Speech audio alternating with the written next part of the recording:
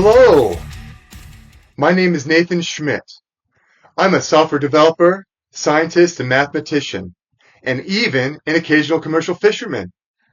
I work full-time in software development and do some after-hours science and math R&D as a hobby.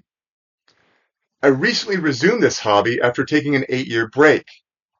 Now I'm back with a new paper titled The Tricorder Framework, Unifying Complex Coordinates with Topological and Reflective Duality across circles of any radius.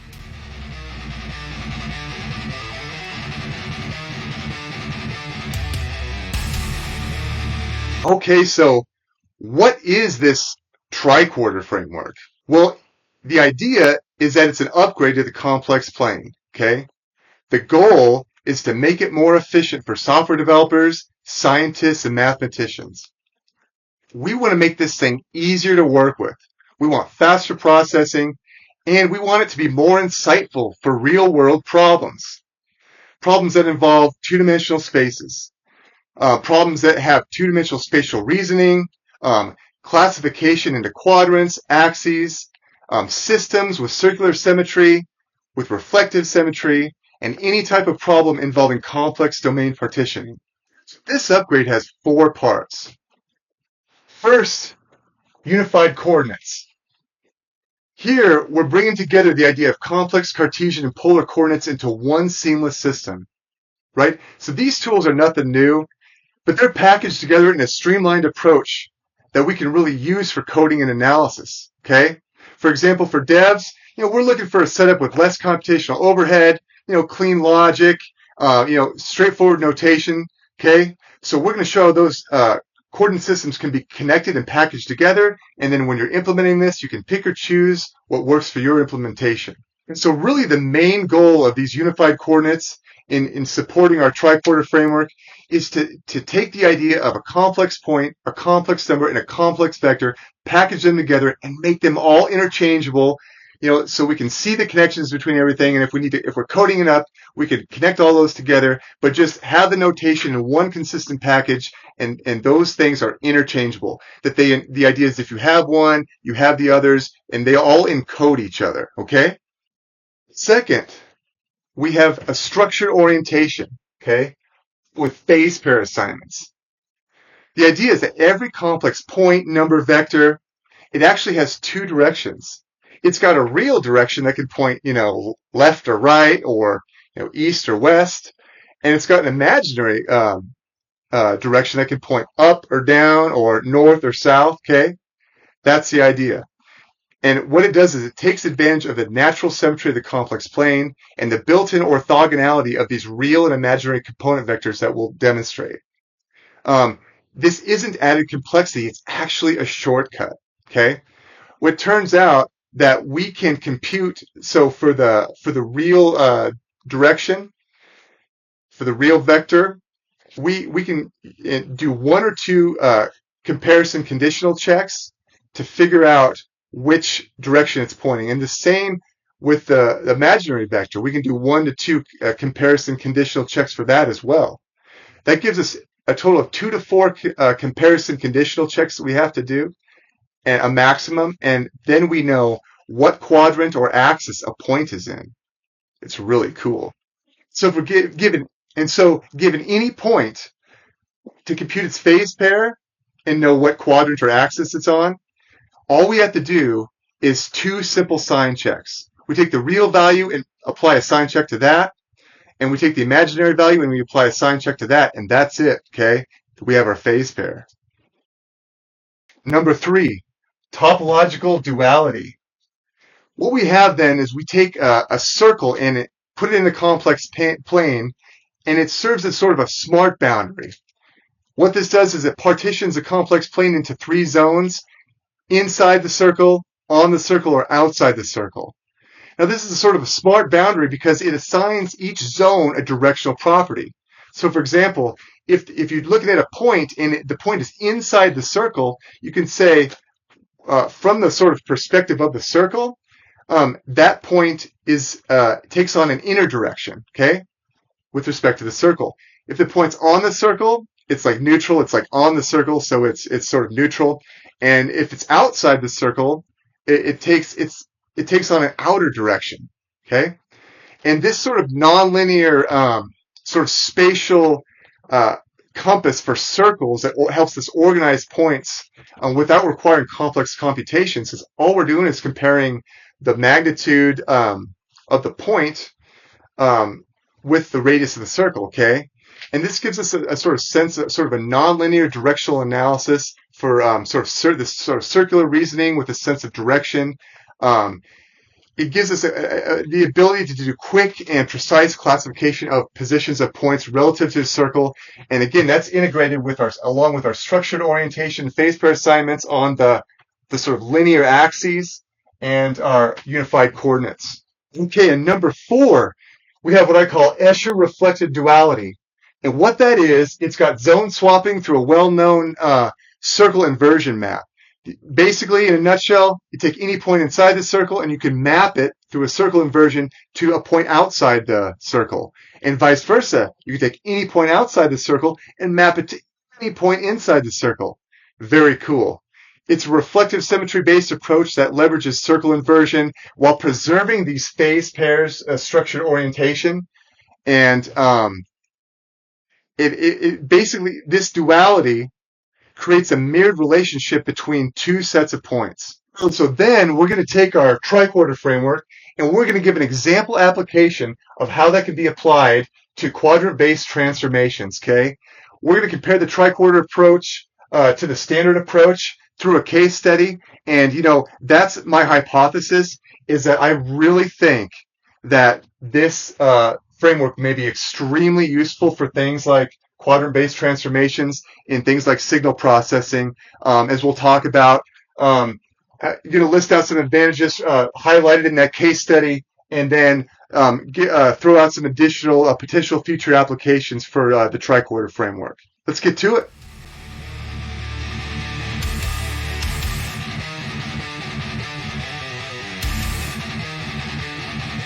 All right, so everything that we're going to be talking about today is on the complex plane, okay?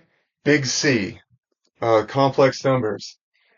Complex number X has two components, so it's got a real component and an imaginary component with an imaginary number on there, okay? And here, a complex vector, what we're saying here is that every complex number also has a vector representation. So we're going to give a vector representation for every complex number. We're also going to give a Cartesian coordinate representation for every point that the complex number points to. Okay, that vector, that complex vector points to. And as we'll talk to more later, we'll also connect that to polar coordinate system coordinates as well. So a complex number encodes a complex vector. Okay, call it vector X. The complex number X encodes the complex vector X, and the complex vector X encodes the complex number X. Also, that complex number and that vector, they also point to a point on the complex plane.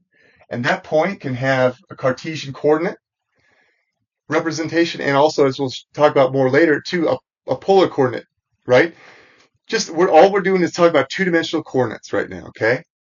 And the idea here is to package everything together via a first principles method. So, I have a background in software development and math, and one of the things is, when you're writing software or developing an idea, first principles is a really good way to attack the problem. Really thinking about how do I package these things together right from the start in a way that sort of attempts to maximally encode everything in with maximal efficiency, and just hook everything together from the start. And so that's what we're doing here, and that's what we do in our paper. So a complex number encodes a complex vector. A complex vector encodes a complex number. A complex number encodes a point. A point encodes a complex number, right? And again, all this is happening on the complex plane, big C. it's just a two-dimensional space, right? It's a two-dimensional surface, right? Like a whiteboard is 2 dimensions. You got right?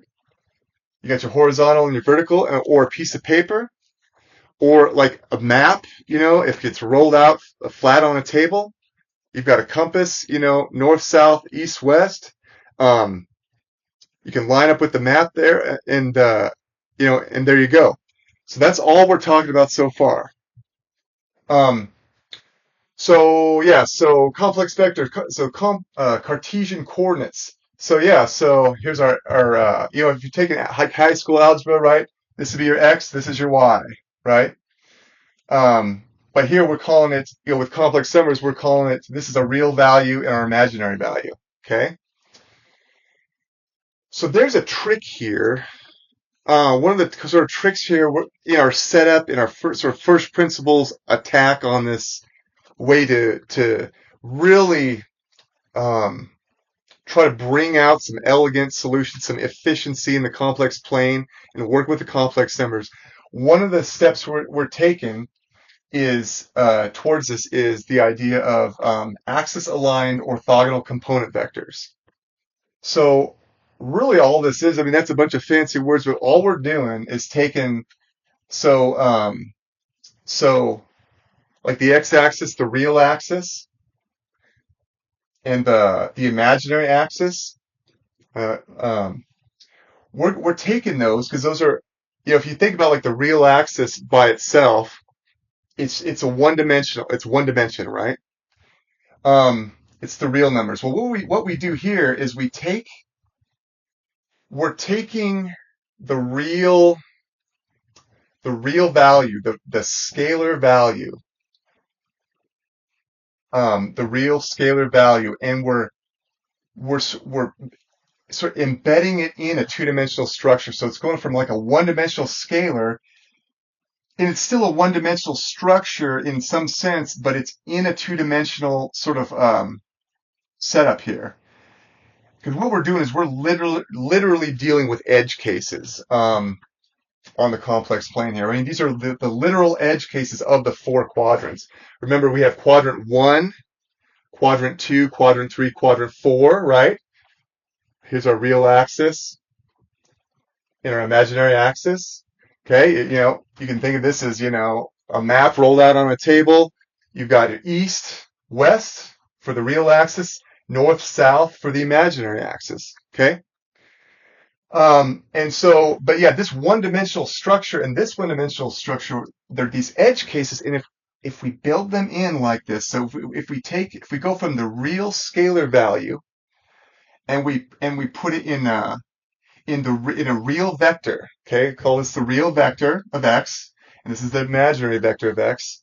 If we take the real vector of x, it's an element to the real numbers, but we take the cross product of the real numbers in the zero set, and we can build it out like this. So it's the set, it's a vector that's constrained to the axis, okay? Which we already know. Typically, right, in conventional like complex analysis or whatever, or calculus, algebra, we've got a real component and an imaginary component, or your x and your y or whatever. It's a scalar, right? It's just a typical scalar. So what we're doing is, we're taking that idea of a scalar, but we're also embedding it in a vector that has directions, very specific directions. Okay? So like east to west. It can go, so this real vector it's locked, it's constrained, it's aligned to that real axis there, right on that edge case. And so it's the set of all, it could be in the set of any real scalar value where the imaginary value is fixed to 0, right? And oh, by the way, when we have a point here, a real value and an imaginary value, and there's this subscript C, this C denotes Cartesian, okay? So this is a Cartesian point, coordinate representation of that point on the complex plane. Um, okay, so for the real vector of x, that imaginary value is fixed to 0. Okay. Okay, great. Seems kind of like redundant so far, right? Like, why are we doing this? Okay. Imaginary, the imaginary um, vector of x. Okay, we're taking the scalar, and we're building that into a two-dimensional um, a form sort of format here to turn it into a vector for that edge case that we're going to treat very carefully, very specifically, as we'll see moving forward here.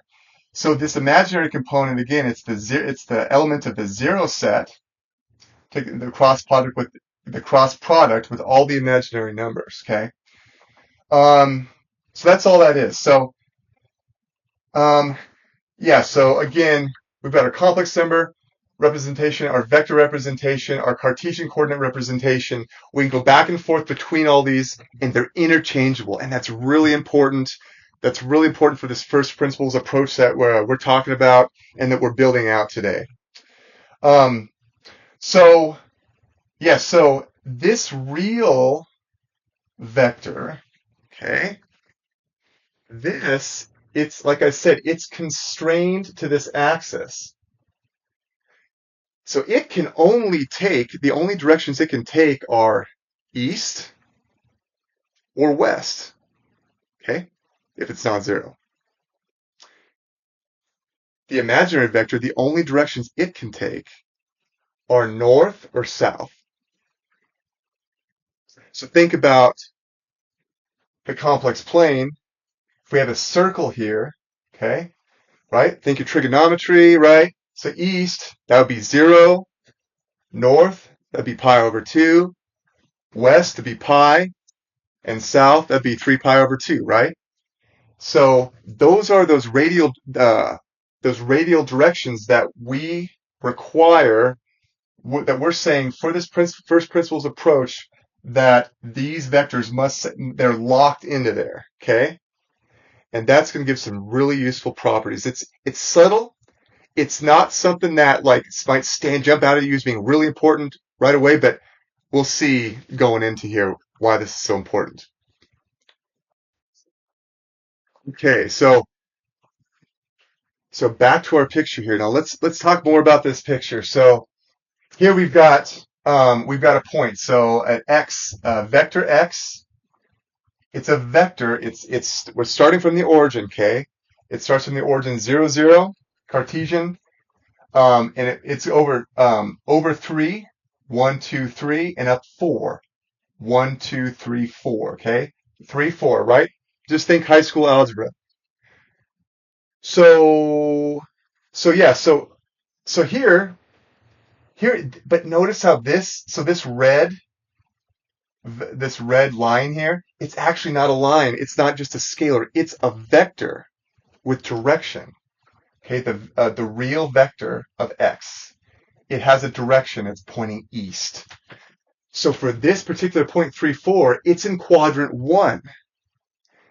And if the point is in quadrant 1, the vector x, or the complex point is in quadrant 1, it will always point east. Okay, it'll always point to 0 radians. Okay.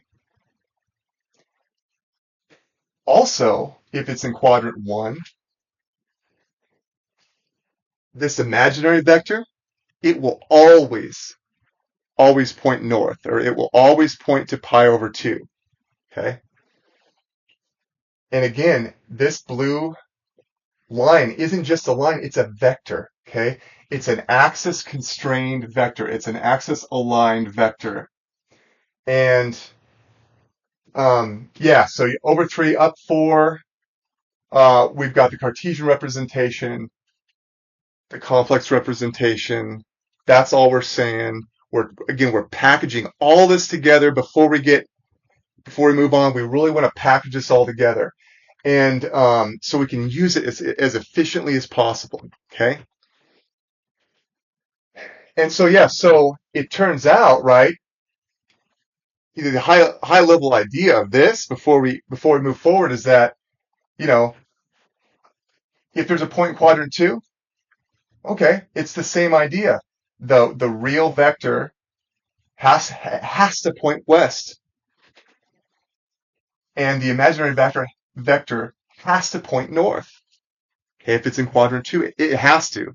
What we're doing is we're assigning these rules and saying it has to do this from the start, and that this is additional layers, a layer of information that we have for any point in any quadrant. Okay, and we're tying it all together. Like if you're writing software, you might have a library with or a class with properties where if any of these properties, change this value, right, all the others just boom immediately get updated, right? So if you're implementing this, so if it's a quadrant two or quadrant three, we have these other properties in the background available for us to use at our disposal.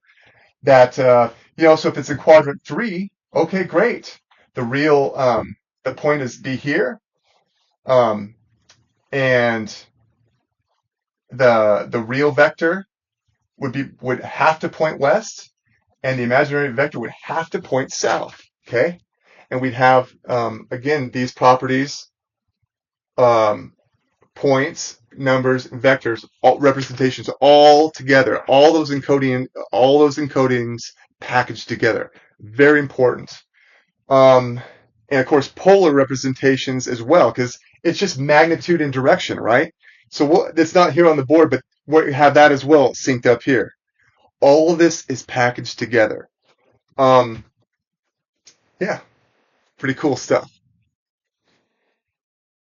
All right. So here we're going to talk about connecting everything that we've talked about so far with polar coordinates, representation, and the idea of a magnitude and direction, right, of this point, of this vector, of this complex number, right? All we're doing is we're not really creating anything new here. All we're doing is packaging everything together in a nice way, um, with a first principles approach, and just so we can move forward. So first of all, our focus is going to be the set of complex numbers without the origin. Okay, we don't need the origin for this. It doesn't apply to what we're doing. We want to focus our analysis on what's critical to what's in the paper, and the main results. So we're not worried about the origin. That's the only point that we're excluding from the complex plane. Everything else, every other number on the complex plane, every other vector point, the infinite points, that's what we're focused on. Okay, and so so the vector x is an element of the complex plane, non-origin. It's not an origin, and it's a Euclidean 2 vector. So it's just a two-dimensional vector with magnitude and direction. Okay, right? We've known all that before. We've studied that. We know that. We're using this notation. So for the norm / distance / magnitude, we're just going to call it the magnitude. Use sort of a norm-like distance notation like this. So this is the magnitude of the vector x. For the phase, direction, angle, arg, we're just going to use the angled brackets like this. So this is the direction of the vector x on the complex plane. It's the arg. I mean, it's the same thing, but just for the sake, fewer characters and efficiency, we're just going to use this notation. And again, that's 0 to 2 pi. Okay, so then we have the real. So we have the real scalar value equals. Here's our trigonometry stuff, right? So the real scalar value equals the magnitude of the vector x times the cosine of the direction of the vector x. Okay, straightforward. And here we have the imaginary value of the vector x, the imaginary scalar value, equals the magnitude of the vector x times the sine of times the sine of the direction of x. Okay, that's all it is. That's tied together. That follows. No big deal. We're just laying things out here. And of course, we have Pythagorean theorem. We might as well mention that too. That the magnitude of the vector x squared equals the real value squared plus the imaginary value squared. Okay, thought we'd mention that. And of course, then we have our two-dimensional polar coordinate representation of the point down here. We've got our magnitude in our direction. And we're using the subscript P here to denote a polar point, polar form point, okay? It's polar coordinate form. Use the subscript P, and that way we can just distinguish it from when we're using the Cartesian coordinate form with a C subscript. Okay, that's all that is. Again, none of this is new. We're just packaging it together for first principles. Yes, so then we have, so if we add this to our picture here, we just have magnitude and direction. Okay, we have that information as well. Again, all this tied together to the vector, Cartesian coordinate representation, and the complex number representation of a point. They're all tied together here. First principles. All this stuff is useful packaged together. Okay, exciting stuff, right? So now we're going to talk about, similarly to the vector x, okay? Since the real vector and the imaginary vector are themselves two-dimensional vectors, numbers, and points, right? All used interchangeably. We have these polar coordinate representations. So we have the magnitude of the real vector and the direction of the real vector. And here we have the magnitude of the imaginary vector and the direction of the imaginary vector, okay? Because again, even though they're constrained to the axes, right? They're axis constrained, axis aligned, they are still treated as two-dimensional vectors, at least in that notation, and so we can write them like this. Now, so the magnitudes of these component vectors, right? The real and the imaginary, right? Those are from 0 to infinity, right? And the non-negative real numbers, I mean, I guess it's going to be positive, but real numbers, but kind of beside the point there. No pun intended. With the axis constraints of the direction. So the direction, see, this is a really important constraint here in our framework so that we're building out. So the direction of the real vector, it's constrained to 0 or pi, right? Like we talked about before. And the direction of the imaginary vector is pi over 2 or 3 pi over 2, right?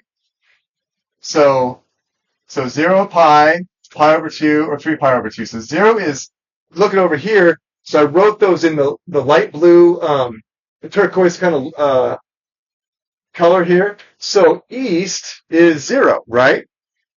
This is our compass, our legend, right? North is pi over 2, west is pi, south is 3 pi over 2. That's all we're saying. So again, this is saying that those vectors, these component vectors, must have one of these two angles, okay? Because we're talking about non-origin points in the complex plane, okay? That's all it's saying. And then Pythagorean, we can mention that. We have the magnitude of the vector x squared equals the magnitude of the real vector squared plus the magnitude of the imaginary vector squared, which also equals the real value, the real scalar value. Remember, those are just scalars, so there's no arrow over, squared, plus the imaginary scalar value squared, okay? So all we're doing is just tying those together as well. So yeah, again, if we're implementing this in software, right, you think of a class like a C# or a Java class. You've got your properties lined out, and your getters and setters for these different points.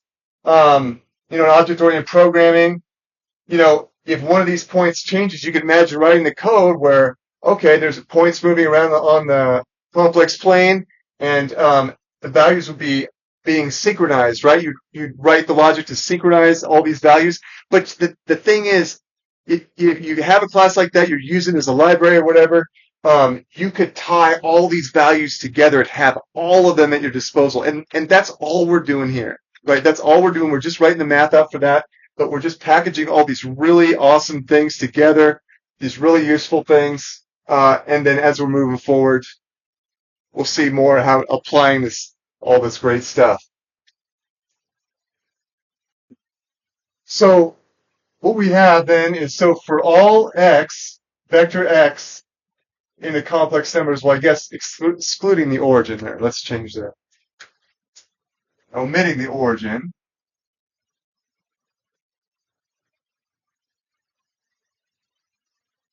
Okay, squeeze that in there. We define the two-dimensional generalized complex Cartesian polar coordinate system as here. So we're just writing it all out. And we may or may not need these parentheses. It doesn't really matter. But the vector x equals the real vector plus the imaginary vector equals, like we're saying, equals the Cartesian representation of the two-dimensional point with the real scalar value and the imaginary scalar value. And we're connecting that to our trig definition here is with the magnitude of the vector x times the cosine of the direction of the vector x. All right, that gives us our real value. And for our imaginary value, we take the magnitude of the vector x times the sine of the direction of the vector x. Okay, and squeezing that. We're kind of running out of room here. Adding that, writing this Cartesian representation down here like this. I don't know if you can see that. The light's kind of in the way, but you kind of see that. Okay. And then, so then we have the polar representation. So we're saying that these are all equal, right? We're unifying the representations, and which will show that this is further enriched by our upcoming phase pair assignments and our structured orientation. It gives important directional properties that are critical to our topological analysis. Okay. So here we've got it. Our unified coordinates. All these are tied together and ready to go.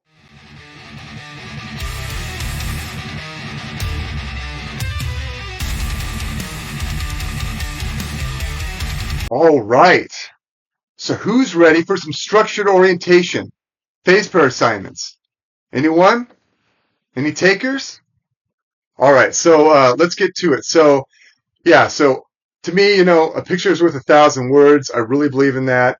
I got to say that we don't have a picture right now because, as you can see, I had a few things to write up on the whiteboard. But we'll get you a picture later. We're going to go over a few rules. We're not going to go over all of this. We're just going to go over a couple of them and get the general idea.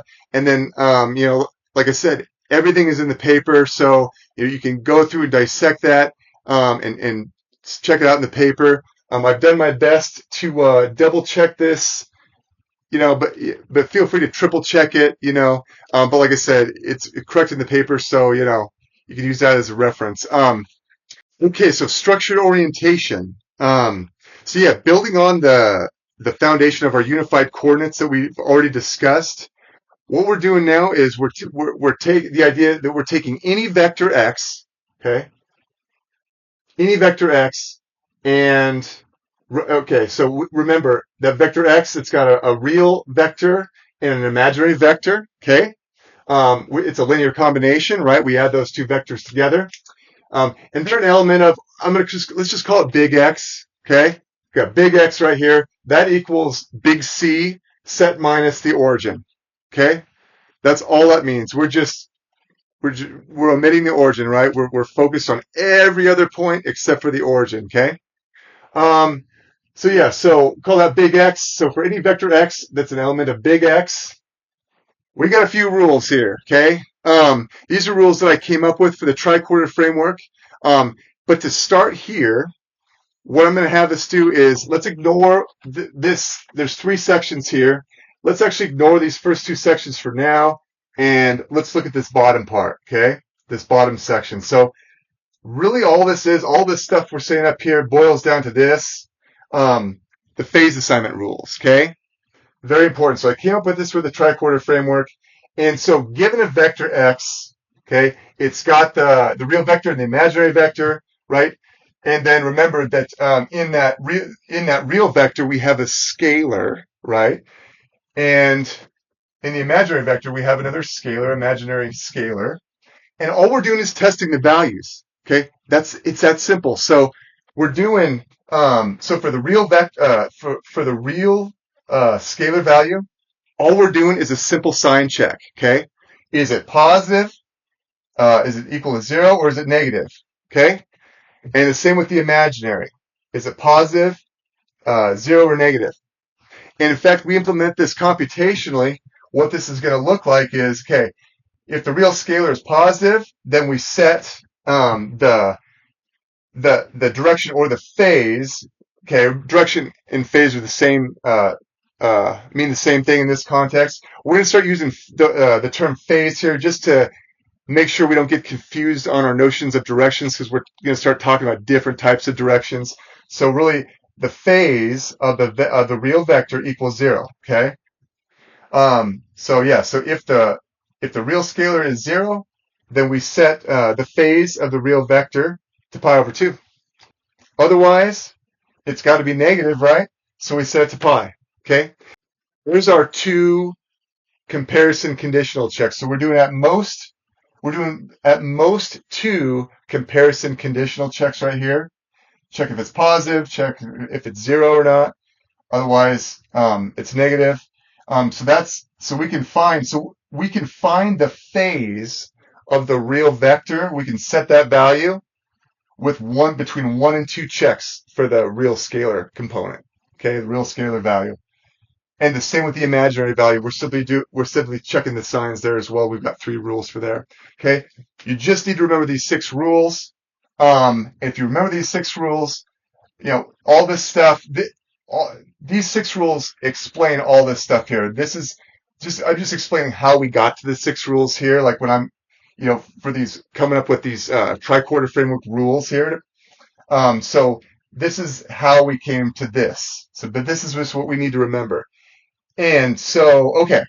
So there's 3 possible cases. Now, I put a little asterisk by when the real value is 0 and when the imaginary value is 0. Okay. What I found out. Okay. So initially, because the thing is, okay. So when the real scalar value is 0, right? What happens to the magnitude of the real vector? It's 0, right? The magnitude of the real vector is 0. Okay. In that case. So does it matter what angle it's pointing at? No. Right? Because no, because the magnitude is 0, so okay, there's no magnitude, so it's and so instead of making the phase of that vector undefined, what we're doing is just adopting the convention that we just set the phase of the real vector to pi over 2. Okay. Initially, I had it to 0 because it doesn't matter, right? It could be any value. The thing is, initially I had it to 0, but then I realized that if these 3 values aren't unique, right? So if it was 0, 0, pi, we had to do some more special handling, and it wasn't quite as efficient when we implemented in implementing it in code. So the idea though is, so I just said, all right, let's just set the pi over 2, okay? Great. We could just as easily have set that to 3 pi over 2 or whatever. But we don't want to set it to 0 or pi, so I set it to pi over 2, and so that's our rule, okay? Um, and we do the same thing with the imaginary component, right?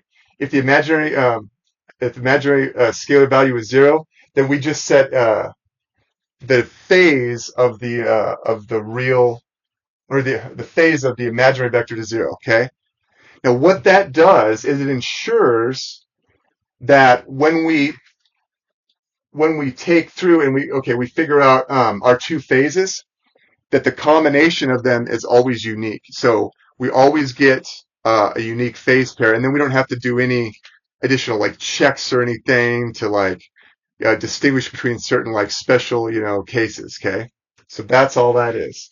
So yes, but on the other ones, of course, if the scalar values are positive or negative, then we need to use these values, 0 and pi. But yeah, so we're just setting these values here over on the imaginary. Yeah, if it's positive, set it to pi over 2.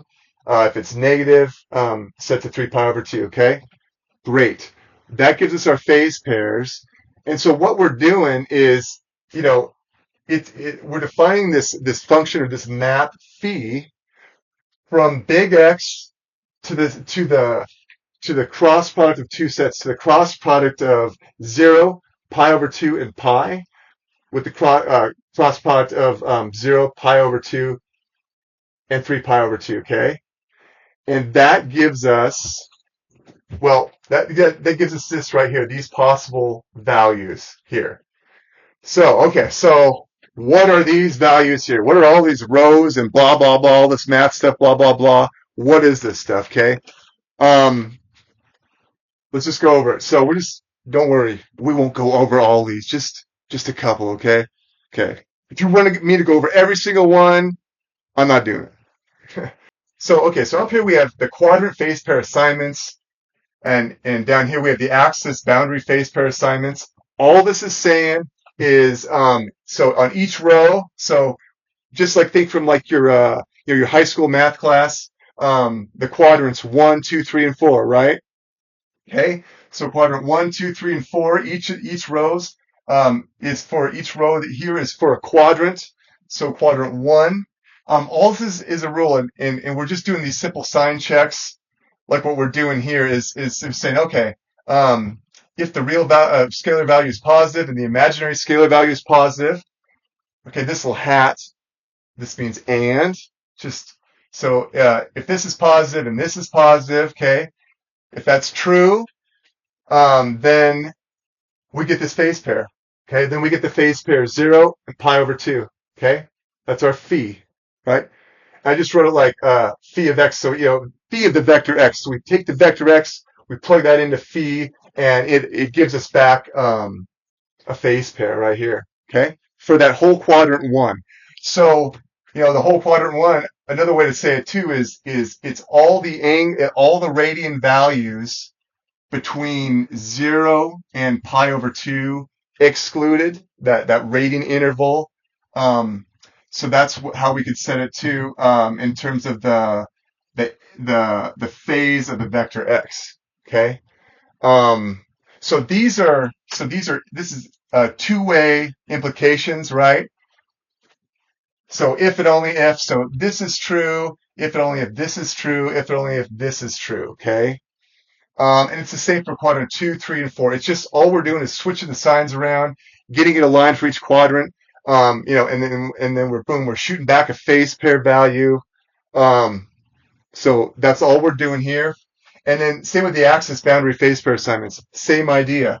Again, we've got our real scalar value and our imaginary scalar value, and we're looking at the different combinations, right? So for north, right, we've got if the real scalar value is 0 and the imaginary scalar value is positive, okay, then we're talking about all points that point north along that that north axis, right? Up, or, or the radian direction pi over 2, right? Everything that's pointing up right there, all those points, we just get the phase pair pi over 2 and pi over 2. Okay, that's all that is. And so if you notice on each one of the axis boundary conditions, right, something is one of these values here is going to be 0, right, on each one of these. I mean, that's what it means to be bound to an axis, right? So here the imaginary scalar is 0. Here we've got 0. Here we've got 0. And here we've got 0, right, for east, north, west, and south. And yeah, so when that's 0, then the other one can either be positive or negative. And that's just how we're generating our phi for those. So we have everything covered, okay? Everything covered along big X, okay? That's our goal here. So again, just looking at these 8 possible phase pairs, all of these are unique. 1, 2, 3, 4, 5, 6, 7, 8. Each one of these has a unique value, okay? And that's what we want. That's how we can efficiently, given some vector x, boom, we decompose it into its real and imaginary scalar components, and boom, we can immediately classify it with a maximum of 4 comparison conditional checks, right? Remember, we do between up to maximum of 2 comparison conditional checks here. We do a maximum of 2 comparison conditional checks here. Boom. And then with up to 4 checks, we can figure out which phase pair it is, okay? And again, right, if you're a developer, you know that, you've got your if, your else if, and your else. So when you're implementing this in code, that's why it's only a maximum of 2 comparison conditional checks, because, if this is false and you go to evaluate 2 and this is false, then clearly this is true, and you don't need to do another conditional checking on your code. And so we really are getting that nice efficiency, that computational efficiency, that boom, we immediately get this classification like this with these phase pairs. Super cool. Okay, so before we move on, just to summarize what we've talked about here with our structured orientation. So these phase pair assignment rules, these 6 right here, okay, they serve as building blocks, right, for generating, building out these 8 combinations, 8 phase pairs, what we call phi, okay? They maintain consistency across all vectors, including axis-bound vectors, and they indicate the absence of direction in a 0 magnitude component, right? Remember, so if a real scalar is 0, or the imaginary scalar is 0, right? We've got that handled, okay? Now in standard complex analysis, the phase or argument of the 0 vector is undefined because it has no direction, right? But as we talked about in this framework, we adopt the convention such that when a component, again, is 0, right, then its corresponding phase is set to pi over 2. So for the real scalar, we take the phase of the real vector and set that to pi over 2, and for the imaginary, we set that, if it's 0, we set it to the phase to 0. Okay. And this is to ultimately ensure that for every quadrant or axis, the assigned phase pair is unique. Okay. And yeah, so this choice simplifies the phase pair assignments, especially on the axes, and ensures that for all vectors x on big X, there's a well-defined phase pair phi. Okay. This convention is consistently applied throughout the paper, and it does not affect the main results because the origin is excluded from our analysis to begin with, right? We don't care about the origin. We're focused on everything else except for the origin. So this discrete encoding works great, okay?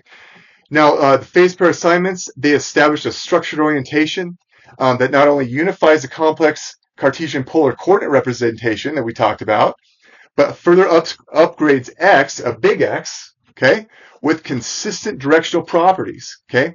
Furthermore, in the context of algebraic combinatorics, these phase pair assignments offer a novel combinatorial classification of directional structures in big X, right?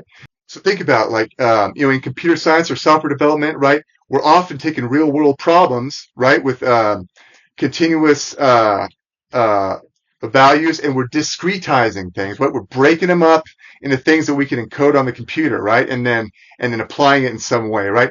That's what this is. This is a great way of doing that, right?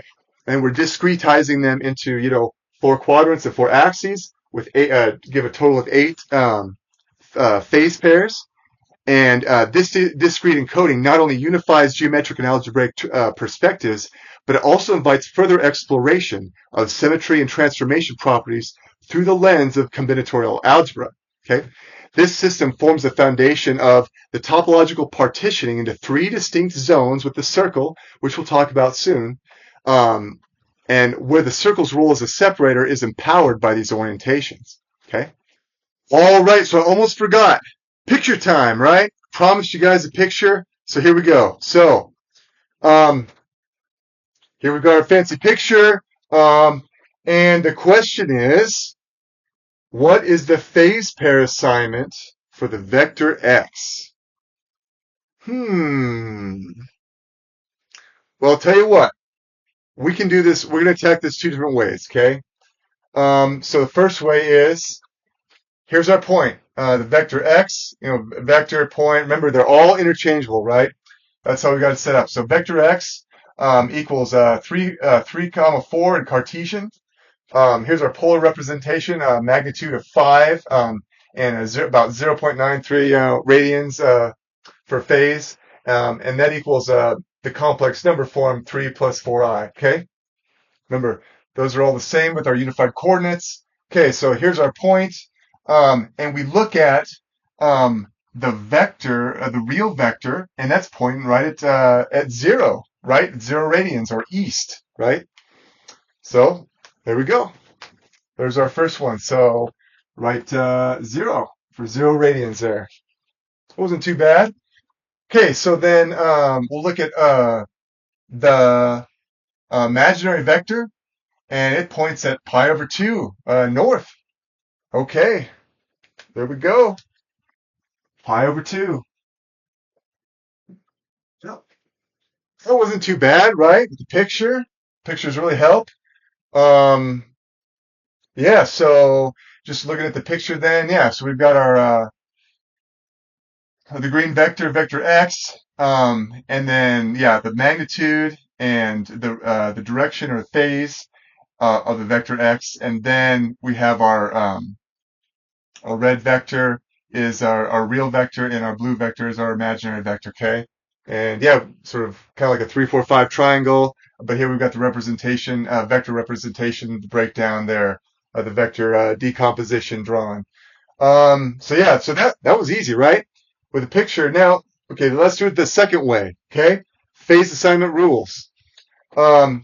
So we look at, all we're doing is a sign check, right? We look at the real scalar, and over 1, 2, 3. Is 3 a positive number? Yes, it is. Okay, so 3 is positive. So then we set the phase of the real vector to 0, and boom, there we go. That hit. So that was one comparison conditional check, and we got it on the first one. This one, let's see. 1, 2, 3, 4, up 4. That's the imaginary. That's the imaginary scalar value was 4. Is that positive? Yes, it is. Boom. So we just set the value of the phase to pi over 2, and there we go. There's our phase pair. Simple. Okay. Here's our second example picture. Okay. Our second example problem. What is the phase pair assignment for vector x when the vector x is at -3, up 4. 1, 2, 3, 4. Okay. Here I do it here. I just left everything written out here because I didn't want to redraw those values. But yeah, vector x is here. Here's our Cartesian representation. Here's our polar representation, and here's our complex representation. Right? Boom. Good to go. So our unified coordinates. There's our vector, x and the green, and then we've got our vector, a real vector pointing this way. Which way is it pointing right now? Last time it was east. Well, pointed west this time, right? All right. West is pi. So, all right, pi. There we go. What about our blue vector, our imaginary vector? Where's that pointed? Still pointed north, right? At pi over 2. All right. There we go. Boom. There's our phase pair. Okay. Following the phase assignment rules are doing our second way, right? Okay. Computationally. -3. Is -3 positive? Nope. Okay. Is -3 0? Nope. Well, if it's not positive and it's not 0, what's it got to be? It's got to be negative, right? Boom. So yeah, it's this. So we're going to set the phase of the real vector to pi, and boom, we did that. Okay, great. Yeah. So then again, is the real scalar value? Is that positive? Yes, it is. So we got pi over 2. We've already got it. Oh, you know what? I forgot to put the radians for the vector x, the phase for the vector x on there. We'll go ahead and do this. And I think it's like about 2.2 radians. So there we go. One thing I want to mention too is it's very helpful when you're thinking about these is you can think of there's like an imaginary circle here, right? So it's like an imaginary circle with a radius of 5. Okay, so forgive my bad drawing here. 1, 2, 3, 4. 1, 2, 3, 4, 5. Okay, and 1, 2, 3, 4, 5. So here's my not so great circle. I think that's 5. Okay, you can imagine that you have a circle going around here. 4, 5. 1, 2, 3, 4, 5. Okay, it's helpful to imagine a circle, right? A pretend circle that's around there because we're dealing with radians and things like that, and it gives sort of a non-linear representation, a circular representation with also that linear representation, and you're just we're just figuring it out, man. We're just doing it. So yeah, help having that circle there. I always just imagine that there's a circle there, and we're gonna get into circles more later. One more example here, and then we'll get into our really serious on the circles. And one more thing, really quick. Which quadrant is the vector x in? Quadrant 2, right? So we've classified it in quadrant 2. And the point over here, in the previous example, what quadrant was that in? It was in 1, right? We classified it in quadrant 1, okay? So we're classifying into these quadrants and the axes as well, all right? Axis classification as well, okay, as we'll see here in the next example. All right, last example here for our structured orientation. Let's get to it. So we have the point. Here's our point down here now, okay? Here's our vector x right here. It's at 0, -5 in Cartesian, all right? I've tried really hard to draw the green vector x, and the blue imaginary vector, right? This is about as artistic as I can get with this thing, but yeah, but both vectors are pointing right at the same spot. Okay. Where's the red vector? Where's our real vector? Where's that thing? It's 0, right? It's not there. Okay. So yeah, so it's not even there. So what do we do? Well, what's the real scalar value? Is it positive? Nope. Is it 0? Yep, sure is. So then we set that. So that's our first phase is pi over 2. There we go. And that's that one, remember, that we set because the magnitude is 0. So it doesn't matter, really. We just set it to pi over 2. Well, I mean, it matters as long as it's not 0 or pi. Remember, we talked about it's got to be unique. We got to have unique values here. So then we get maximize efficiency there with our phase pairs assignments, right? In terms of number of computations and comparisons that we have to do. But yeah, so yeah, pi over 2, boom, okay. So then, okay, so what about the imaginary vector? Okay. Yep, here it is. It's pointed, this one's pointed south, 3 pi over 2. Okay. And the imaginary component is -5, which is negative. And yep, that's 3 pi over 2. Checking our work. Yep. All right. So it's, here we go. There's our phase pair, pi over 2 and 3 pi over 2. Yeah. Again, just a circle. Yeah, you can think of an imaginary pretend circle with a radius of 5. That's how, at least that's how I like to think about it. Yeah, here's our phase for the vector x. Yeah, it's just like 3 pi over 2, and yep, that lines up. And so yeah, we're good. So yeah, what quadrant is this in?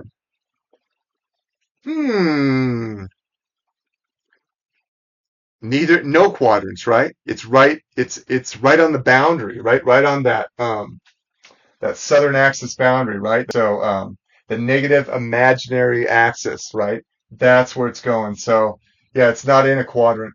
So but we still have a phase pair for it, right? Okay, because we got everything covered. So I think we're good.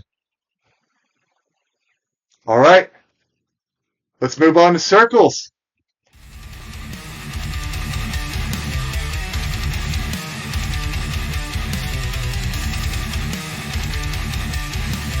Okay, so now we're going to talk about the circle and topological zones. Okay, so our big X, we're equipping that with the standard topology. Okay, that's what that is. And here all we're going to do is we're going to fix a radius R. Okay, and then we're just going to create a circle. So we're going to create a circle. We can see it in the picture right here. Let's just go through the example, right? So let R equal 5. Okay, it could be any value. It could be 5, 6, 3.14, whatever, right? But in this example, R equals 5. Okay, so we have what we call T5. Okay, T5. That's what we're going to call our circle. So our circle is this purple circle. You know I'm really good at drawing circles, right? And what that does is it splits the complex plane, so big X. It splits it into 3 parts, okay? It's a trichotomy, a tri, right, meaning 3, tri. So we're splitting these 4 quadrants of big X into 3 zones, okay? 3 parts. So these 3 parts are here. So we have the inner zone. So the inner zone we have call it big X with a negative and an R. And that's the set of all points, set of all vectors on big X with where the magnitude is less than the radius. Okay, so that's just everything in here. Okay, that's the infinite number of points inside of TR, and what we call that the inner zone, right? That's the inner zone. Okay, then we have our boundary zone, and that's T, right? That's our TR, or in this case, T5. It's a 1 manifold, a circle of radius R, and it's a separator, okay? So it separates this inner zone from this outer zone. And then we have, so TR, that's the set of all vectors in big X that have a magnitude that's equal to the radius, right? So there's an infinite number of points, boom, boom, boom, boom, boom, boom, boom, boom, boom, right, along that circle, and every possible, every possible phase, okay? And they have that fixed magnitude, right? Okay, so then we have, last but not least, the outer zone, right? The outer limits. No, but the outer zone is it's big X with a plus and an R. That's the notation I'm using, and it's a set of all vectors in big X with a magnitude that's greater than the radius. Okay, that's just everything outside. So all this fancy math, blah blah blah blah, all that means is this picture. Okay, Draw a picture's worth 1,000 words. Okay. So then, yeah. So again, we have a trichotomy because we're comparing the real value of the magnitude um, with the real value of the radius, right? So it's just trichotomy. We've got this two-way implications if and only if. So yeah. So if the point's in the inner zone, okay, if the vector's in the inner zone, okay, we know its magnitude is less than the radius. And the same goes for, if it's equal to the radius or if it's greater than the radius, okay? That's all that's saying. So yeah, so then we've got the intersection. So if we take any two, so these three zones, right? If we take the inner zone and TR, our boundary, we take the intersection of those, that's equal to the empty set.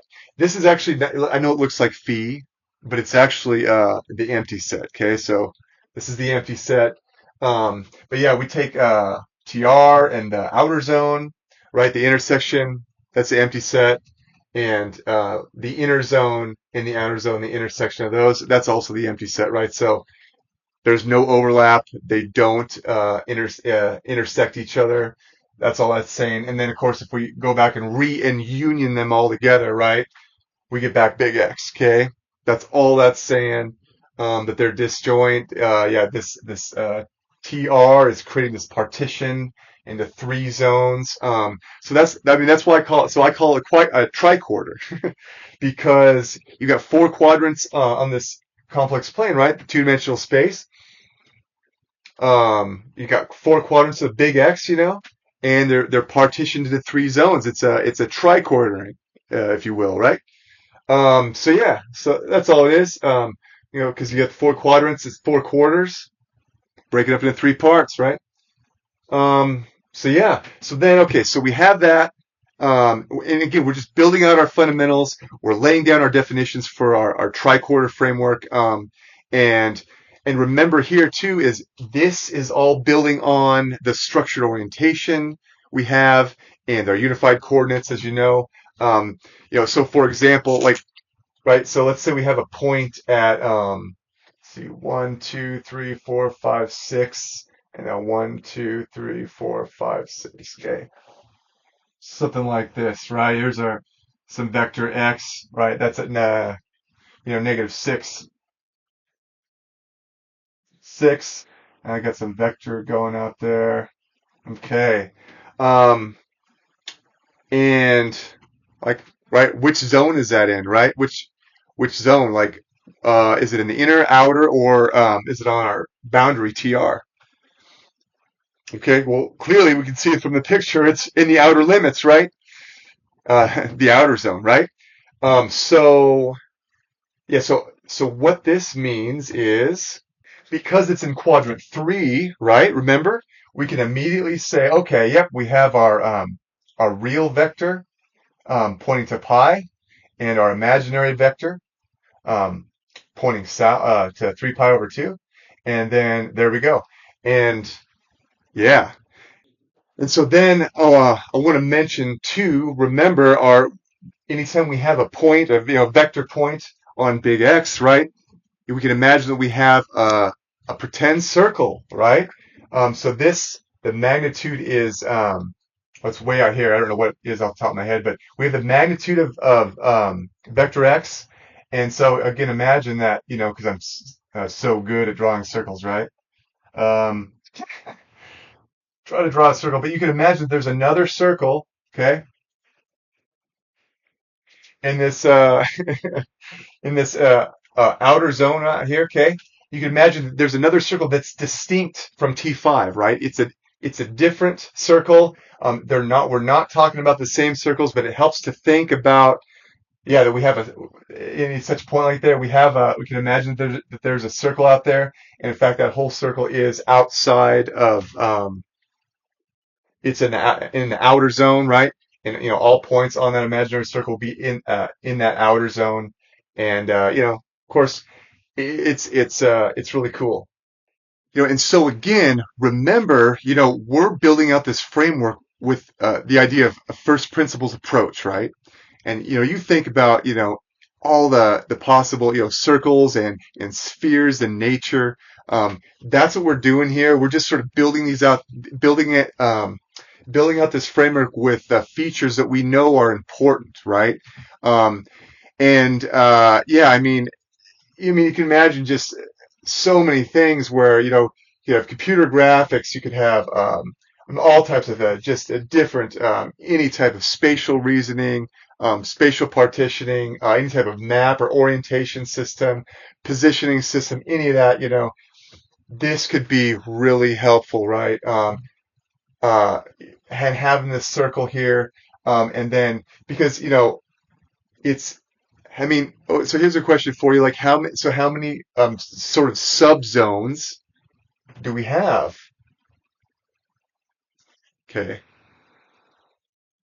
I would say that, depending on our implementation and what we're doing, we could probably say that we have up to 24 subzones of this.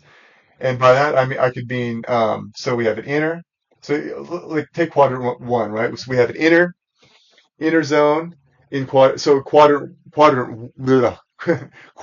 one, we have an inner zone. We have the open arc on T5, and we have the outer zone, so that's 3, right? Then you take the north axis. Okay, you got the sort of inner north axis.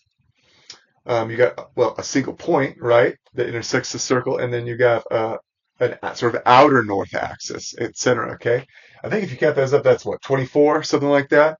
So yeah, just it's a framework, sort of a general things that we can apply to lots of different applications. Because also too, like if like for a point, if you know the magnitude, right? You calculate the magnitude. All you're doing is comparing magnitudes, right? So you can start imagine that use your imagination, right? That's the thing about this. Use your imagination on what you could do with this, because you could right, you got your structure orientation, inner and outer zones. You can imagine trying to work with this sort of Swiss Army knife, so to speak, right? This sort of versatile, flexible toolbox going on here, and yeah, and so next, what we're going to do is we're going to start looking at some dualities and symmetries around here, and just sort of refine these ideas and go from there.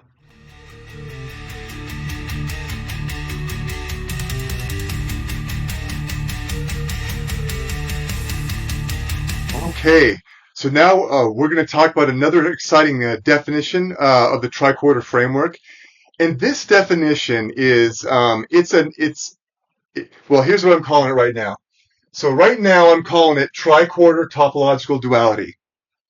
Now this is not a standard definition. It's not Poincare topological duality. It's not Alexander topological duality, and to the best of my knowledge, it seems like a topological duality from what I'm coming at this sort of first principles idea, but I might rename it. I may also call it, as we'll talk more about, I might call it a triquarter inversive duality, or a radial separation duality, or maybe a geometric self-duality. I'm not sure.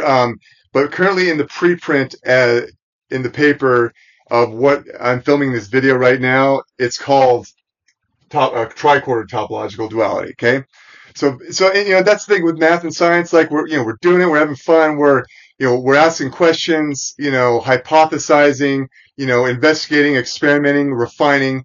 And one of the things is, so the name of this might change, but yeah, really my focus here is the structure, the function, the efficiency, the application, is what I'll show you now, and then the name might come later. And it's still being reviewed by a journal, right? So I may end up switching the name of this. Journal reviews too, and some of these sort of top tier journals and stuff can take at least 6 months to years even to get published. So while I'm waiting on that, this is just letting you know that this is possibly in flux. But the definition, what I'm going to talk about, that's hopefully will be, as far as I see it, should remain fixed. So we'll talk about that. So, triquarter topological duality, definition 1, let big X equal the complex plane minus the origin. Boom. We know that, okay? let it be equipped with the standard topology. For any positive radius R, define the inner zone, and TR, and the outer zone as we previously defined it. Okay, so you can look for the full definitions in the paper, or just go back to the previous part of the video. But I'm not going to rewrite everything, so that's why I'm just saying it's previously defined there. The circular boundary zone TR with radius R is topologically dual. Okay, if the inner and outer the circular boundary zone TR with radius R is topologically dual to the inner and outer zones if so it satisfies these three properties, okay, which we'll talk about.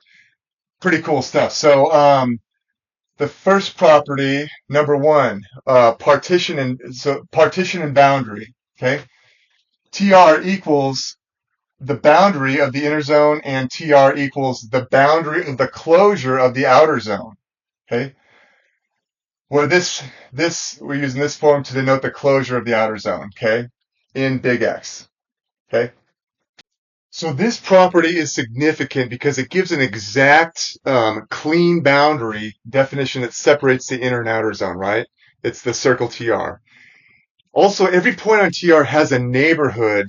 So, you think of the circle, any point on that TR, right? You have some like neighborhood, imagine like a little circle around that point itself, right? That little neighborhood, right? It's always intersecting, that neighborhood intersects both the inner and outer zones, right? So no matter which point you pick on TR, you have a little neighborhood of points around it, okay? It's going to intersect inner and outer zone, right? So that makes TR like a pivotal transition zone between this outer zone and the inner zone. It's a dynamic separator based on distance, right? Also, TR it's like the backbone of this duality, right? So it makes it essential for analyzing how points approach the circle from either side is what we'll see. So yeah, this gives us good, clear inside, outside definition of what that means. Okay. Property number two, structured orientation on TR. So TR is a one manifold, has a structured orientation defined by a map phi. Remember our phi, right? We're going from, now this time for this context, we're just going from TR, right? Earlier we were going from big X, right? Because it applies to big X, but TR is a subset of big X, and it also applies to TR as well, right? So here we're just focusing on the TR, applying phi just to the points on TR, right? And again, we take any point on TR and maps it to phase pair, right? So this form in red, again, we've got our for our first phase, for our the phase of our real vector, we've got three possible choices: 0, pi over 2, and pi. And of course, for the second phase of our pair, the phase of the imaginary vector, we've got also three possible choices: 0, pi over 2, or 3 pi over 2, right? And yeah, that's assigning the phase pairs based on the quadrant or axis boundary assignments that we already defined, right?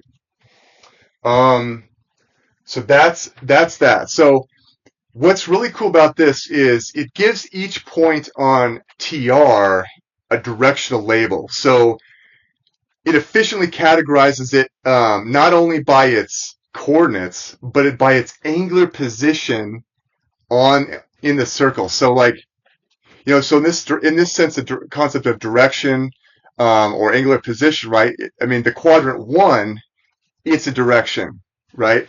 We're discretizing this continuous, this infinite number of angles, right? We can have an infinite number of angles around the circle. We're discretizing it into quadrants and axis,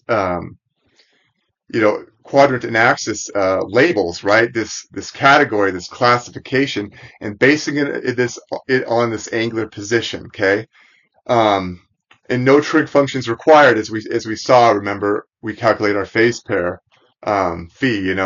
That's very straightforward. So instead of this just being like, instead of the circle TR just being like sort of bland or unexciting loop that it's just a circle loop that's always uniform and the same. What this gives it is TR now has more like character. Like it sort of transforms or takes this geometric shaped circle and gives it a sort of a structured guide for understanding angles. Okay. I mean, because these phase pairs, they add a new layer of information. So this new added layer, of the phase pairs, they give it this new directional meaning because it shows how points on TR relate to the angles or the directions, like from the origin, right? From right around the origin, all those points infinitely close to the origin, right? Because remember, this whole framework is still centered on the origin, even though we're omitting the origin itself because we're not interested in the origin itself. We're interested in every other point. It's relating every point on the circle to every point, to every angle with respect to that origin, right? It's connecting all that and just building out this toolbox, right?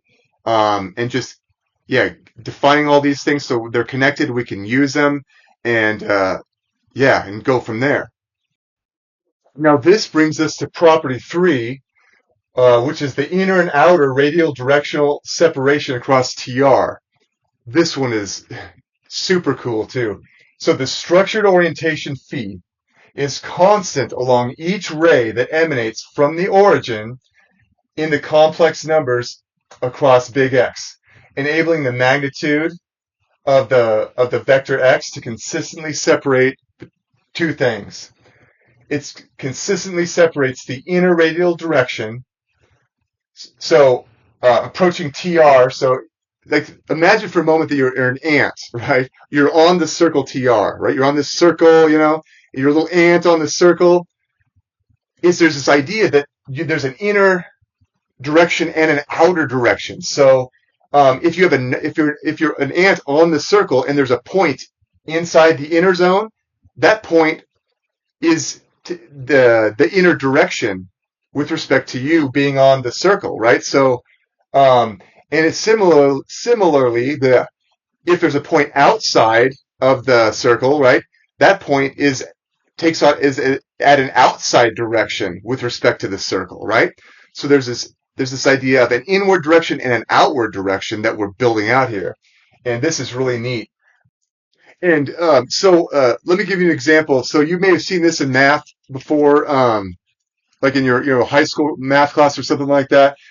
This idea of excluding the origin, but considering all the points, like right next to it, all the infinite number of points next to the origin and beyond it in some sense. So you may have seen something like this before. So just remember the classic number line, right?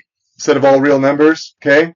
The top one is, I don't know if you can see this, but it's just a number line. Here's 0. Here's the positive numbers, 1, 2, 3, and the negative ones on this side. But you might have seen this notation before where if you're talking about, you want to graphically graph all the points that are greater than or equal to 0. You can graphically just draw it out like this, right? Draw it out. You can draw it out by including the point 0 and all of the real numbers, the positive real numbers greater than it with this arrow. That's what that arrow means, right? So you're including all the numbers, including 0 and beyond. It's all the non-negative real numbers, right? So that's what that is. So that's how you can represent it with like a dot that's filled in. Also, you can just represent graphically the positive real numbers, excluding 0, but all the positive real numbers that are greater than 0, you can graphically represent it with an open dot, right? You might have done that before. That's all this is doing here with the ideas we're talking about arrays, array that's emanating from the origin in the complex span big C across big X, right? That's all this is we're just omitting that origin, but we're considering everything around it, and we can also calculate the distance and magnitude from the origin, right? That's what the framework is based on. So, yeah, really cool. So So yeah, so this is neat because along any ray, the phase pair remains the same. Okay, for this definition. Okay, so whether you're inside, on, or outside TR, okay, the magnitude of the point vector, complex number, right? That tells you where you are relative to TR. Okay, that's how you can find your direction in terms of inner radial direction or outer radial direction, right? Is by, the radius of R, right? R, right? Because we've fixed R, right? We've got some R, we've then constructed our TR, circle TR, and then a point with respect to that, right? We're just comparing those values, right? Is it inside or outside or on, right? And there's this idea of an inner and outer direction, or a neutral direction, I guess, if you're on TR, right? It's like a, neutral direction. So that's the idea of that. And very cool. So yeah, this idea of, the magnitude of vector x, you can imagine approaching R from the inside, and you can imagine approaching R from the outside. And this phase pair locks in the sort of category, direction, classification of that ray, or all points along that ray. And then the magnitude tracks the distance from TR, right? So you can calculate that distance from TR as well. It's like a GPS, man, for like big X, right? And what we've done is we sort of split this idea of direction and magnitude, and we have different concepts of direction now, and we're all integrating them, right? Because here in our structured orientation, it's like we sort of have this idea of a very linear, very linear senses of direction with quadrants, right, in the axes, and the orthogonal real vector and imaginary vector that are the vectors are added together, right? They're a linear combination of the real and imaginary vector make the vector x, right? It's just a linear combination. But we also have this sort of nonlinear circular notion of direction with this inner and outer direction, right? If you're pretend you're a little ant, a point on the circle, right? So we have that idea of direction. And so we're just integrating all this into our framework. Very cool. So together, these three properties, they really elevate T from being a passive boundary to an active boundary, right?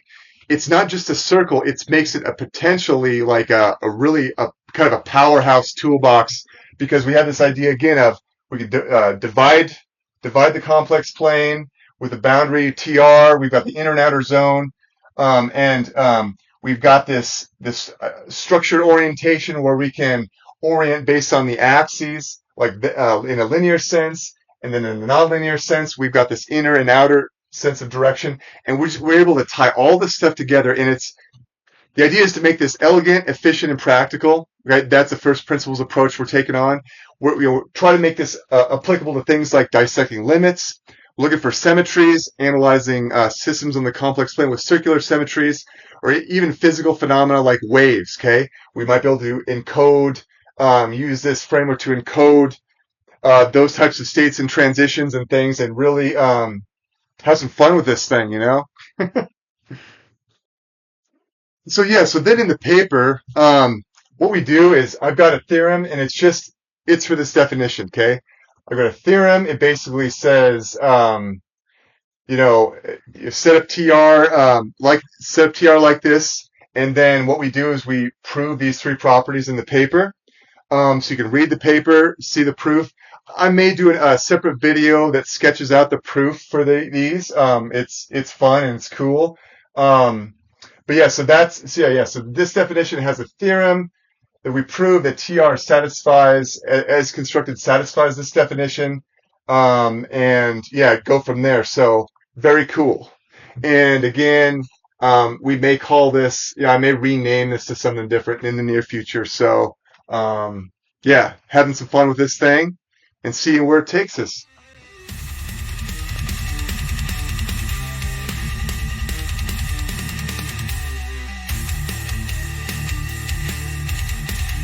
Okay, so now that we've established the topological duality of the circular boundary zone TR with respect to the inner and outer zones, we turn into a complementary symmetry that leverages the structured orientation and everything we built so far. Okay, so like the previous definition that I just went through, the actual theorem for that and the proof of that are in the paper, so you can read that and go through that. And we're assuming now that that's proved, that theorem is proved, that definition one I showed for TR that applies to TR, and so we're good to go there. So now we're going to leverage all that again to establish a reflective duality across TR for swapping the inner and outer zones.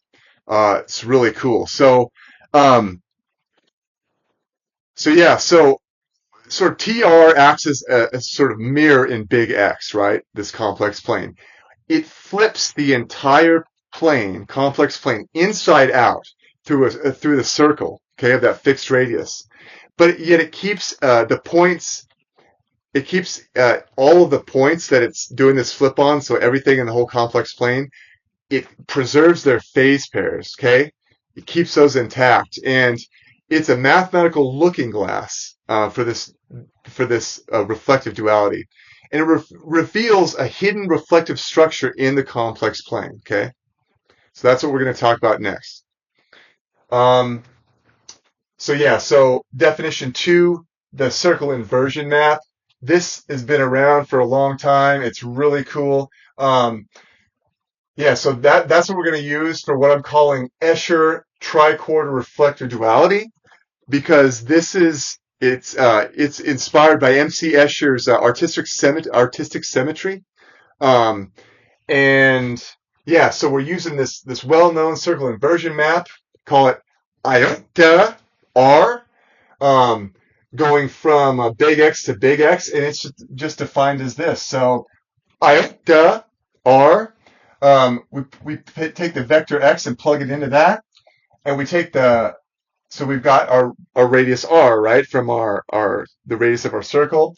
We square that, we multiply it by the vector X, and then we divide by the magnitude of the vector X squared, okay? That's all that is. This is a really cool circle inversion map for inversion geometry and things. It's well known. And then so we're going to do that. So we're going to then use that as a tool to build out definition 3. So definition 3 is Escher triquarter reflective duality. This might change I might change the naming of this, but this is all, I'm aiming for all this to remain the same, okay? So let X equal, big X equal the big C, again, minus the origin. Equip it with the standard topology, same deal. For any positive radius R, define the inner zone, outer zone, and TR, right, as we previously defined, okay? And then we're assuming, assuming let the circular boundary TR with radius R be topologically dual, so triquarter topologically dual to both the inner and outer zone, as we previously went over. Assuming that the name of this topological duality is the same. It might be like I mentioned, I might change it to like inversive duality or something like that. But from definition 1, from that, then TR exhibits what I'm calling Escher triquarter reflective duality between the inner and the outer zone if there exists a map iota R such that we have these 4 properties. Okay? Fixed points, zone swapping, phase pair preservation, and involution. Okay? Okay, so what is this property 1? Fixed points. Okay? What this means is we take any vector X that's on TR, right, on that circle, and we can plug it into iota R, and we get back X, okay? That's all. We plug it in, we apply this iota R, and it doesn't do anything, okay? The points are fixed. All points on TR are fixed. We can apply it, and it doesn't do anything, okay? It seems kind of silly, right? But we just want to make sure that it shows that property that T is our points on TR are fixed. They don't move under this sort of this inversion reflection. this positions TR is our sort of stable mirror, okay, our boundary of this reflective symmetry that anchors this transformation, okay? And it's fascinating to think that when we apply this iota R to like all of big X, okay, every other point changes except for those on TR, okay? The circle TR itself remains untouched. So we can think of TR as like the steady frame of like a picture holding together everything together while the inside and outside zone, the inner and outer zone swap places, okay? And think of MC Escher's his famous reflecting sphere where the guy's holding it's a sphere. Um, well, it's 3D. This is 2D, but same idea, right? It's a sphere, two-dimensional sphere in three-dimensional space, right? And it's Christmas. It's like a Christmas ornament, right? Just a Christmas ornament. He's holding that. You see the reflection on the sphere, okay? And we've got this reflection inversion going on, okay? Yeah, this is cool. Property one, fixed points, it emphasizes TR's special role as a separator between these inner and outer zones, okay? With the boundary, along this boundary, the transformation has no effect.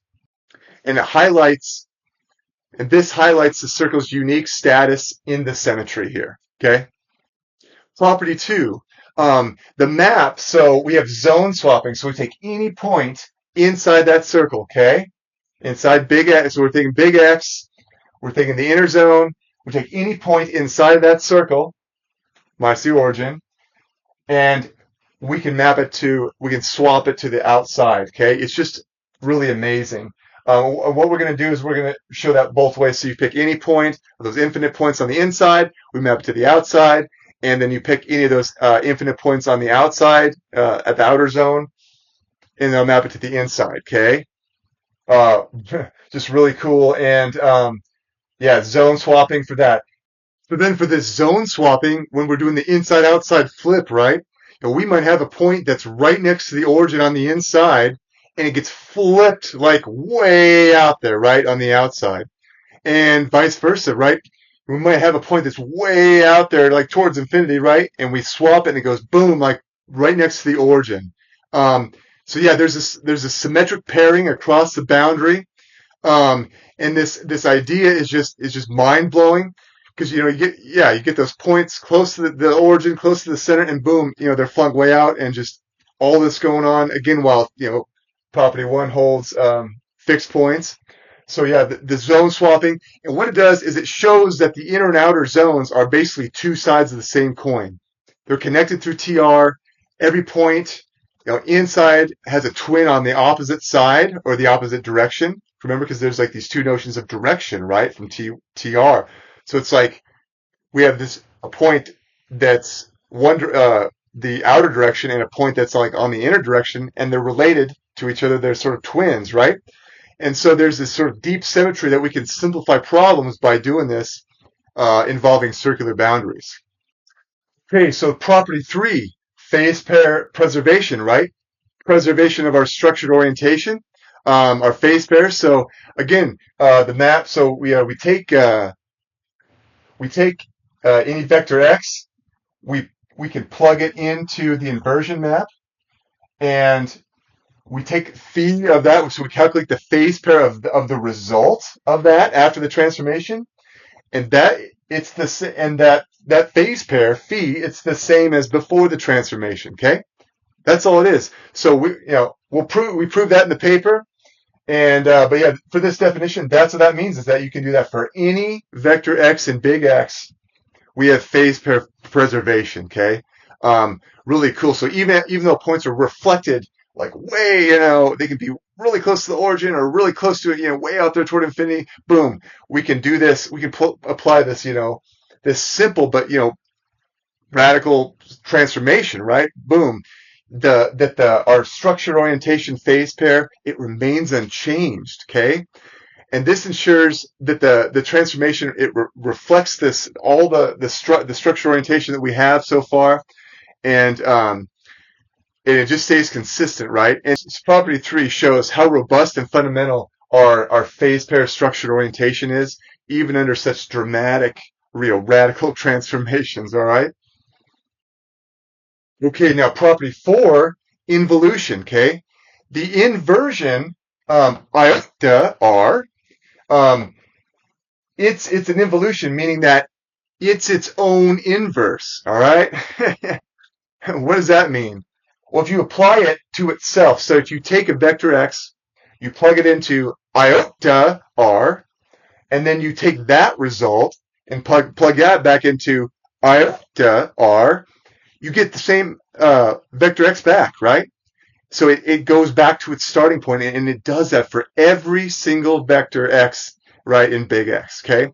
This self-reversing property makes the inversion a true reflection.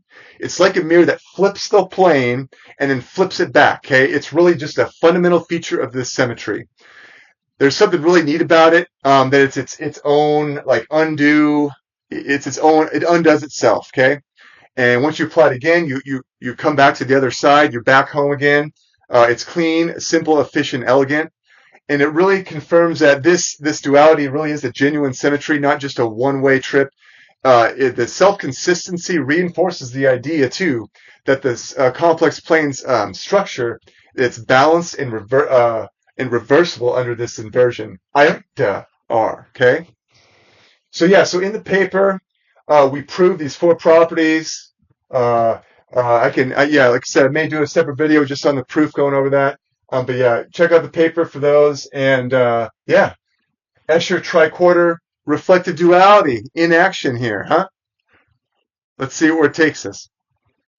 Okay, so just to give you a quick example, because I love drawing pictures, one of the things we've been talking about, a quick visual, is the circle inversion map. So, which is been around for a long time. That's nothing new here.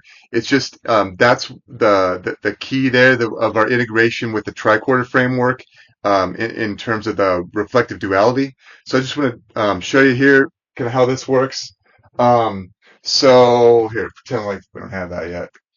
Okay, so say we have a point here. It might be kind of small, but here's our TR. Here's our circle, and in this case it's T1, so it's actually the unit circle. It has a radius of 1. It's the purple circle, and we have a point here on the complex plane. It's 1 1 or 1/2 and 1/2. Okay, so that's the Cartesian coordinates. Again, we've got our real vector and our imaginary vector there, and this is a point for the vector x here. Pretend like we don't have a vector prime here yet. So the question is, okay, how do we calculate the reflection over that circle T1, all right, over our boundary zone there? And so yeah, so it's just simple algebra here. Again, this is nothing new. This is just for the sake of just seeing how this works. So yeah, so we plug in the vector x in here in the circle inversion map, and then we r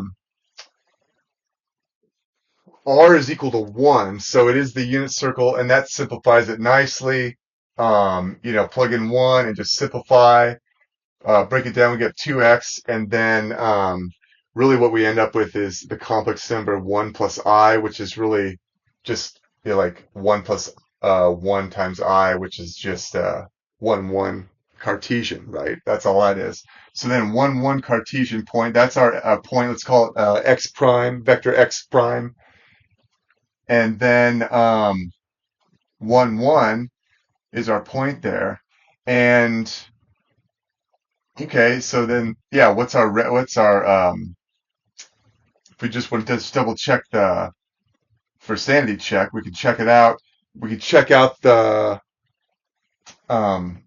magnitude, norm, magnitude. We can just run those through, and it's about 1.4. And so yeah, that's about 1.4 right there to the vector x prime. So yeah, that's what that is. And what's so cool about this is you could pick any single point of any of infinite number of points inside the circle, and you can find a corresponding x prime, vector x prime outside somewhere. There's always another point, and we could do this the opposite way, right? We could go from the outside to the inside. So, yeah, just really cool stuff that's integrated, like I said, it's part of our tricorder framework here.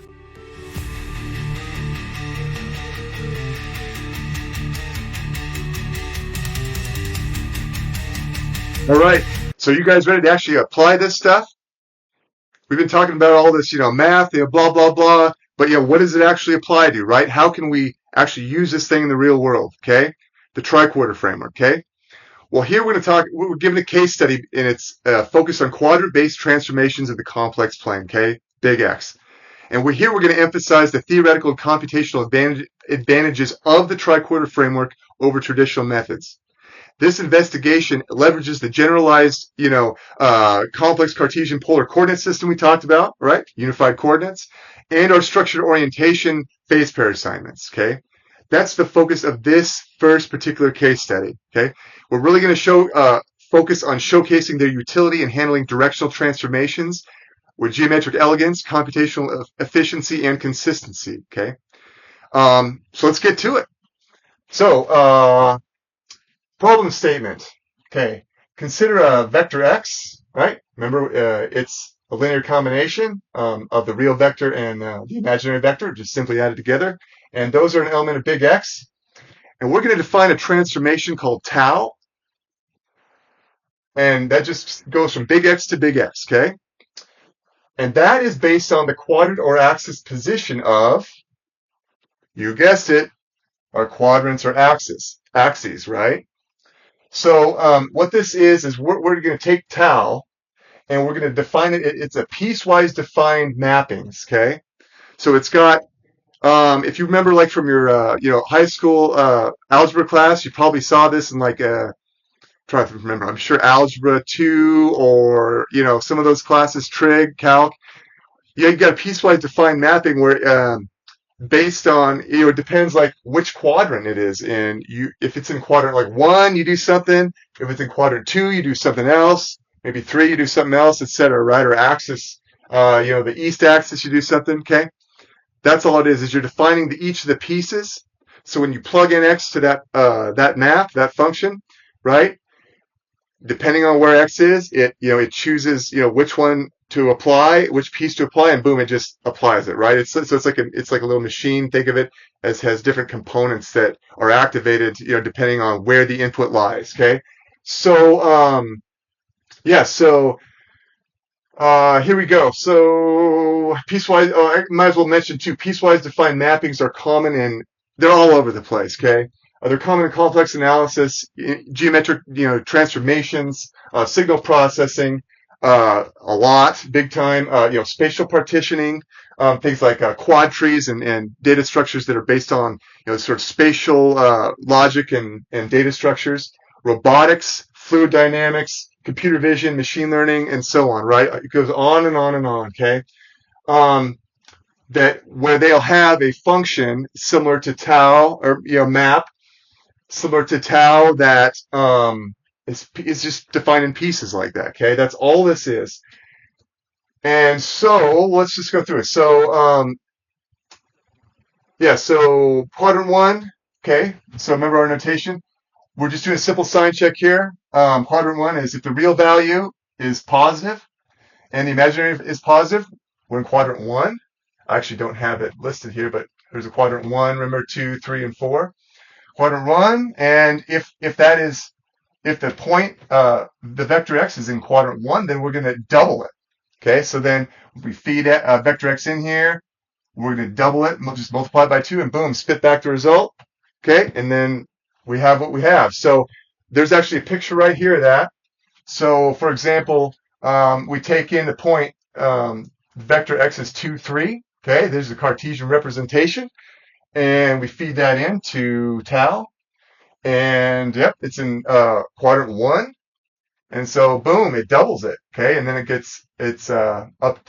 the output is 4, 6 Cartesian, and I'm just calling that like vector x prime. Okay, but you can see that it shifts it up. So instead of the point was 2, 3, now it's the output vector x prime is now 1, 2, 3, 4, 1, 2, 3, 4, 5, 6. Okay.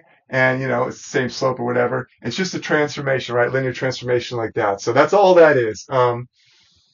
And yeah, we've got our directions, remember our directions for east and west and north and south, right? Got that, the radian values for those are listed out. And so that's all that is, right? You see this guy? He's having such a good time. He's just loving this linear transformations and stuff. He loves tau, man. He's having a good time. So, this is us right here, right? We're having a good time. All right. So anyway, yeah. So if you're in quadrant one, or if you're on the positive real axis or positive imaginary axis, okay, you're gonna double it. Okay, that's all that's saying. That's the rule of this sort of machine that we're building. Okay, this maybe it's a signal processor. Okay, or an image process, some type of image processor, something like that. Okay, that's the rule that we're programming it to follow, defining tau as such. Okay. Um, and then, yeah, here's just the rules listed out. So we're looking at the different signs. That's all it is. So you're flipping the signs around and defining tau. If it's in quadrant 3, we define tau as just nothing. Okay, if it's point down here, we feed vector x in tau, and it just spits back vector x, no change. If it's in quadrant 2 or 4, um, we do we multiply by I, which is a counterclockwise rotation. So if the point is here in quadrant 2, we would rotate it down here to be in quadrant 3. Okay. Or similarly, if it's in quadrant 4, we'd rotate it up counterclockwise to quadrant 1. Okay. That's all we're doing. Okay. All we're doing. So now the challenge here. Okay. And this is where we're gonna focus. We're gonna compare the standard approach to the triquarter approach, okay, and do a comparison. The challenge here is to apply these rules efficiently and consistently, especially at the axis and boundaries, okay? See the little happy face? Oh yeah, we're having a good time, right? We're learning stuff, right? All right, so yeah, so that's what the challenge is, and we're gonna go through those and we'll go from there. So let's get some work done, huh? All right, testing 1, 2, 3. You hear me? You see my screen? Okay, good. Um, here we go. So doing a little screen sharing here. First, we're going to talk about the standard approach, and then the triquarter. But yeah, for the standard approach, so this method determines tau by explicitly evaluating the signs of the real and imaginary scalars to classify the quadrant, right? With additional checks for axis alignment. Okay, so here's what we got. So this is a standard approach. You can imagine writing this up in C or C Sharp or Java or Python or whatever you want to do. And it's the pseudocode. Here we got our input. So that's the vector x. Okay, right here. We decompose into the real and imaginary components here, and then here's our nested logic. Right. This is going to determine what tau is, what piece of tau to apply depending on what quadrant or axis. And so that we've got, and then we're just returning the result, and there we go. I've added pseudocode there to kind of, or the code comments here to kind of explain the pseudocode. But let's do it. So let's do an example, right? So, and again, this is going to depend on your implementation and the type of data that's coming in, and because maybe some data is coming in more on certain quadrants more than others.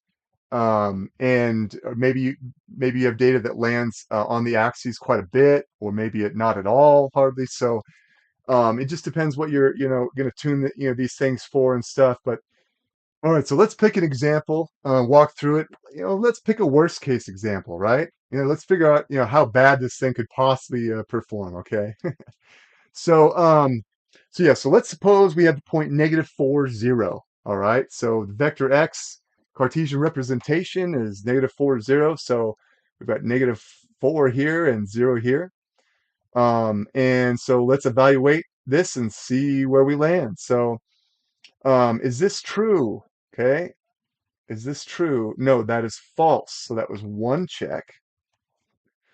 So it short circuits. We don't even do the and. It jumps to here.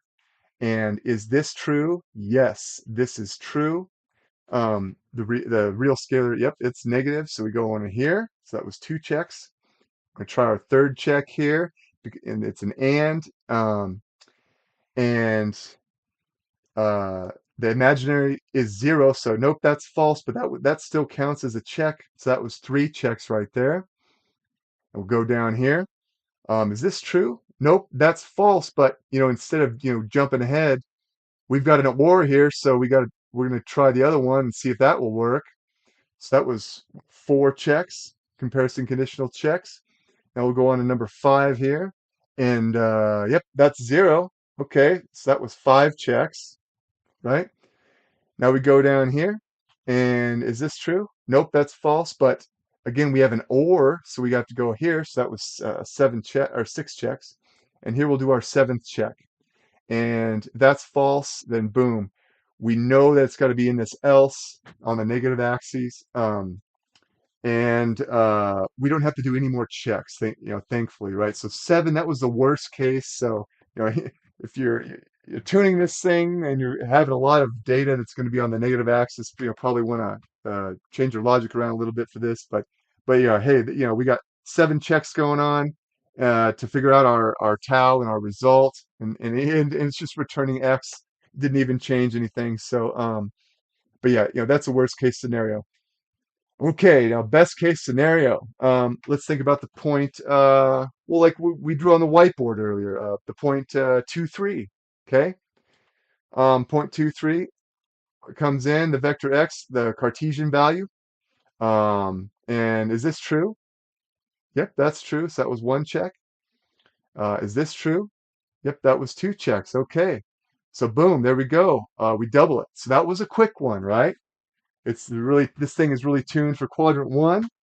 And there we go. So that was the best case scenario. So we've got between 2 and 7 comparison conditional checks for this, and we're getting it done, right? It's working fine. So yep. Let's move on to the triquarter and see where we land on that. All right, now on to triquarter. So the big day is nearing. Okay, we're going to do a big deployment. Going to have a new real-time system that millions of people are going to interact with, and big data coming in, right? And we're really excited, right, to get this thing fired up. Okay, so before we really start hammering away at those computations, computing tau and the transformations, what we're going to do is we're going to initialize the dictionary of transformations based on the phase pairs. Okay, so here on your left hand side, here we've got a dictionary that's going to be for lookup. Okay, looking up, and it's going to use as keyed on the input. It's going to use the phase pairs as the input, right? So recognize these values here on the left side. Yep, those are our phase pairs. And for each line, I've got the commented on the code comments, which is which here in English. But yeah, so here we go. The big day is coming. And so we're going to initialize our dictionary. And it's going to be globally accessible, or at least accessible to our function that's going to be actually computing tau. So this is what we're going to do first. At least that's what I would do, so we don't have to initialize it every time. And get this thing all ready and fired up, and to start taking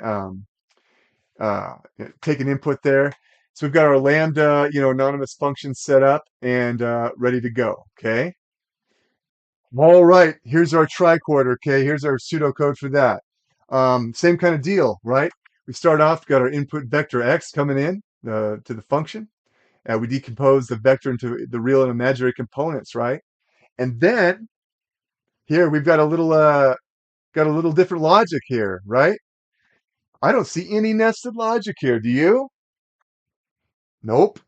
That's because there isn't any, right? We're doing up here. So this first set of logic, we're doing up to between 1 and 2 comparison conditional checks to calculate the real phase and set that. And here, down here, we're doing between 1 and 2 uh, comparison conditional checks to set the imaginary phase, and that's it, right? So that gives us between 2 and 4 comparison conditional checks in total. And then we then assign the phase pair, which actually, I mean, in practice, we actually don't even need to do this because you probably just feed those uh, feed our phases directly in as inputs, right? To our transformations in our dictionary there, lookup. I just put this here because just for conceptual clarity, um, that we can do that. That's the next step. You know, at least conceptually we can do that, but in practice, you don't probably need to explicitly assign this unless you like really want to or whatever. But yeah, because and then we feed that phase pair as input into our dictionary because it's already initialized, right? And boom, we throw that input in and we get back the transformed result from tau, and we're good to go. All right. Um, yeah, I mean it's slick. Okay. In the preprint of the paper I have, at least the version that I have while doing this video, is I've got the initializing here between the assigned phase pair and applying the transformation just for conceptual clarity, okay? Because I really want people to understand the steps. But there's no need, because there's no need. You don't want to initialize the dictionary every single time you're running it for every single point, right? That's gonna be some cost to that, right? So that's why I just want to be clear that we want to initialize that dictionary ahead of time, or prep our big system for deployment, you know, and have that thing ready, and then like I said, boom, just feed that thing right in here and get the transformation and grab the result, and then we're good. Okay. So let's walk through an example on this. All right. So let's suppose the worst case here, or let's think of -4 and 0. Okay, so the vector x, the Cartesian representation, we decompose it. We get -4 for the real scalar and 0 for the imaginary scalar. Okay, so we come down here. We're going to assign our real phase value, and what is that? Is this true or false? -4 is not is -4 greater than 0? Nope, it's false. So there was one conditional check, and we go down here. Is -4 equal to 0? Nope, it's that's false. So of course we go down here. All right, and we've done two comparison conditional checks, and then we know what the value is. Okay, and of course we can reorder these things, right? I mean, we can tune these. We could flip the else if, because this is a trichotomy, right? If it's not positive and it's not 0, it's negative, or you could switch the order to tune this thing and say, if it's not if it's positive, um, if it's or if it's not positive, and it's not negative, it's 0, right? So there we go. There's our trichotomy. But yeah, just remember those phase pair assignment rules we talked about on the whiteboard, right? That's what these are here. Okay. So then we go down. So we did two comparison conditional checks for the real. Now let's go compute the imaginary. Um, and remember, that's the imaginary scalar value is 0. So is this true? Is 0 greater than 0? Nope, that's false. So we jump down here. Is 0 equal to 0? Yes, that's true. So boom, okay. Um, we set our imaginary phase, and then we're good to go. Okay. So again, that was the worst case with 4 comparison conditional checks. Now, if we want to get this saying, now let's take a look at the best case, right? So, what about like our example we did on the whiteboard?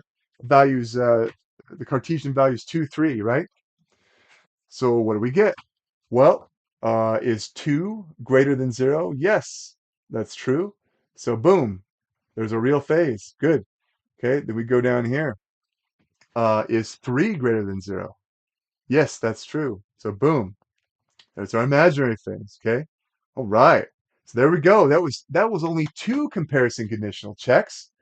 We know that it was in quadrant one, right? This is also tuned for quadrant one. And then we just apply the transformation. That's it. Um, so yeah, between 2 and 4 comparison conditional checks, it's awesome. And yeah, moving forward on this. All right.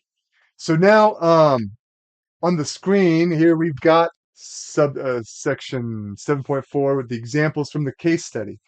And all this is doing is here we're just picking a point for each quadrant and each axis, and we're just showing side by side. We're comparing the standard approach on the left and the triquarter approach on the right.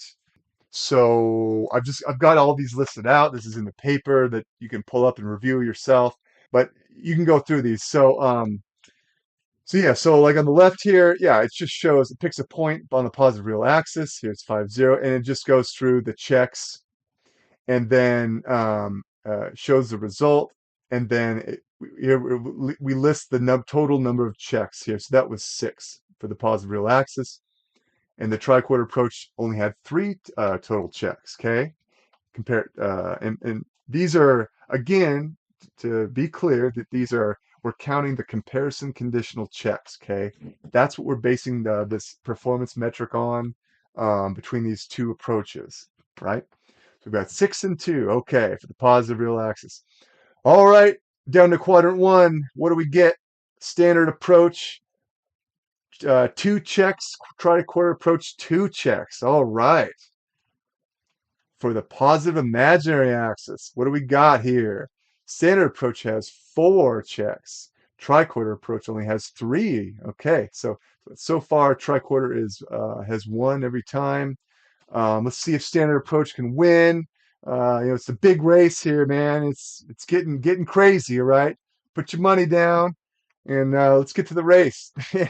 Quadrant 2, standard approach is 5. All right, triquarter is only 3. Boom, triquarter wins again. All right.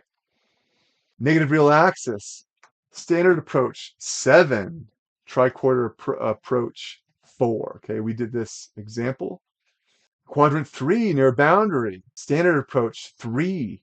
Triquarter approach 4. Oh, yep, standard approach edged it out this time. Okay, let's see. Negative imaginary axis, what do we got? Standard approach 5, triquarter approach 4. All right, triquarter wins again. Quadrant 4, standard approach. You've got 5 and triquarter approach 3. Okay, so yep. So yeah, these examples we're demonstrating overall that the triquarter framework it has fewer comparison conditional checks ranging between 2 and 4, when compared to between 2 and 7 for the standard approach. Okay. Now something that isn't I did not put in the paper, but that was really interesting to do was so I used the Grok version 3 AI, and I took the LaTeX code of the standard approach and the triquarter approach, and I fed it into Grok, and I gave it some context, explained what things are going on, and I had it run a simulation. And what I did is I had it run a simulation of 100,000, generate 100,000 points in uniform distribution, and basically benchmark these things. Okay. And what I got from that result was triquarter 1. And I had to compute the average. So triquarter 1 in terms of the average. So it turned out the triquarter averaged 3 conditional comparison checks over those 100,000 points, and the standard approach averaged 3.75 comparison conditional checks over that 100,000 points. Again, a uniform distribution. Now, what was interesting about the simulation is that it turned out just how the values were generated. None of the points landed on directly on an axis, because just how the precision was being generated. So yeah, so it's something interesting to look at. AI can be really helpful for certain things, like, and it was really helpful to assist with this case study and just looking at some data and doing running simulations like that. I mean, it was really cool. So anyway, I just wanted to throw that out there as well. And yeah.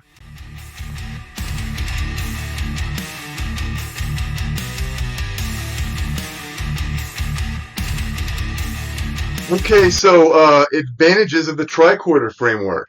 Uh, what have we been talking about the last 2 hours? Huh? Are you tired of hearing me talk for 2 hours?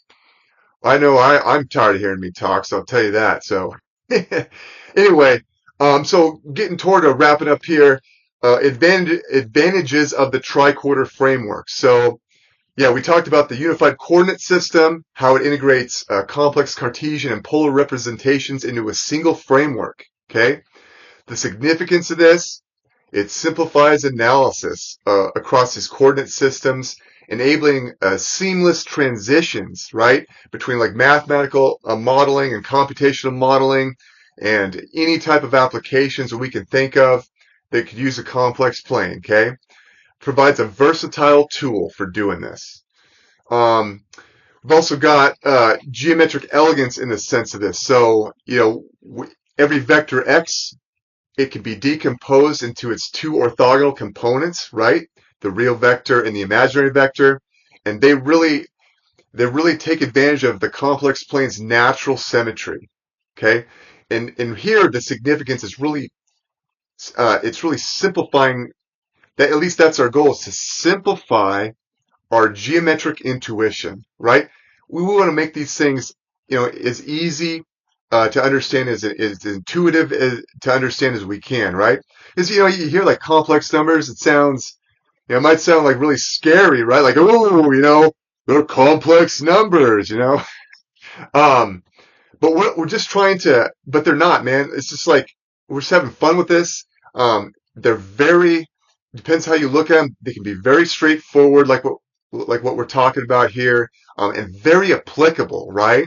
And I love the complex numbers. They're really cool, and especially if we can look at them in these ways and we can figure out, like with these coordinates or whatever, you know, what your implementation is, what you're applying it to. You can pick and choose, which of those coordinates are applicable for what you're doing, and maybe some of them aren't, whatever. But the point is, we're providing the tools and the idea is to sort of understand this in a way that we can kind of grasp our heads, kind of get our head around some of these things, right? Um, and yeah, and with no trigonometric overhead. So at least in terms of the structure orientation. So, again, when we're talking about the classification of these quadrants and these axes, we don't have trigonometric overhead because we don't need to know depending on the application, but if we're just doing the quadrant, the discrete encodings of the quadrants and the axes, we don't need to know the full angle, right? We don't need to know the full phase, the phase of the vector x itself. Okay, we just have this rapid way of calculating and computing the phases of the real vector and the imaginary vector. Boom, that's quick. But in terms of calculating the phase of the vector x itself, right, we don't necessarily need to know that. It just depends on the application. So yeah, and then these discrete phase pairs, they enable efficient directional classification. Okay, so significance of this, simplifying like lattice path counting and symmetric analyses. And regardless of what you're in, whether you're just learning about software development or you've been developing software for 30, 40 years, this stuff may be of interest to you in terms of elegance, algorithm design, or just learning or just having some fun.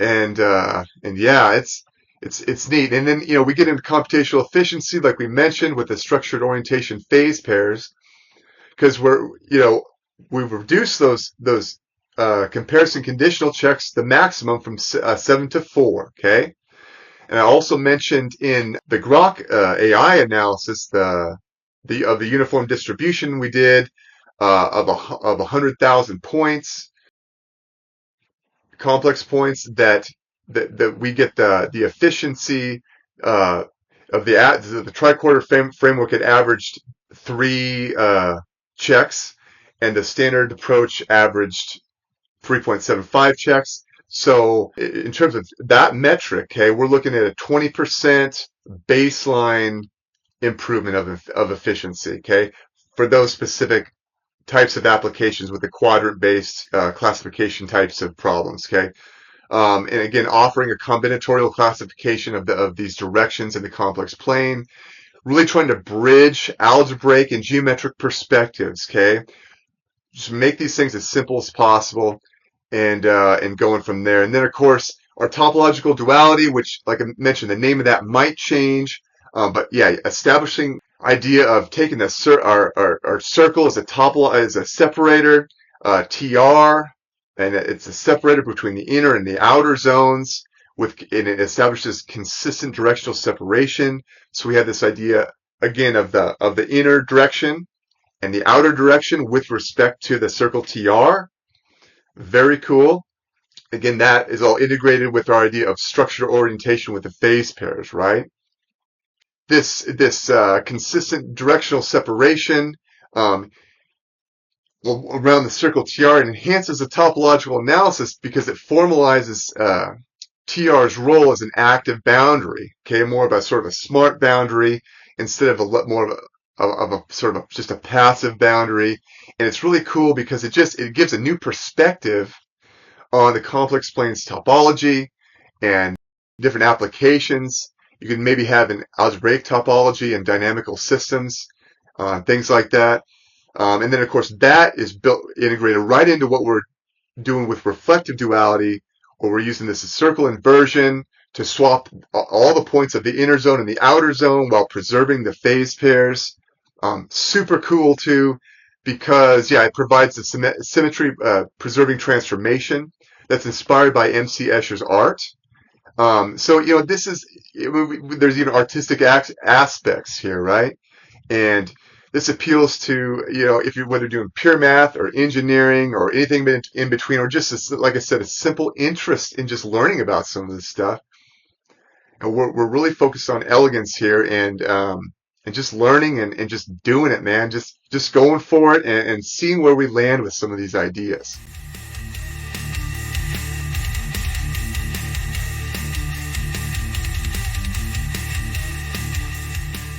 Potential applications of the tricorder framework. What could this be? What could we actually apply this thing to? Start off, over the years I've worked in a number of different fields, applying computer science and math to software development, right? So I've worked in robotics, I've worked in bioinformatics and machine learning, black hole physics, quark confinement, and cryptography, to name a few. And what's so funny about this is, like at first glance, these fields, they seem like totally different, right? Like, oh, it's totally different here, and they're doing stuff here. But one of the things that's so funny that I've found over the years is there actually is a lot of similarity and connections between these different fields. In fact, in so much, it's unbelievable.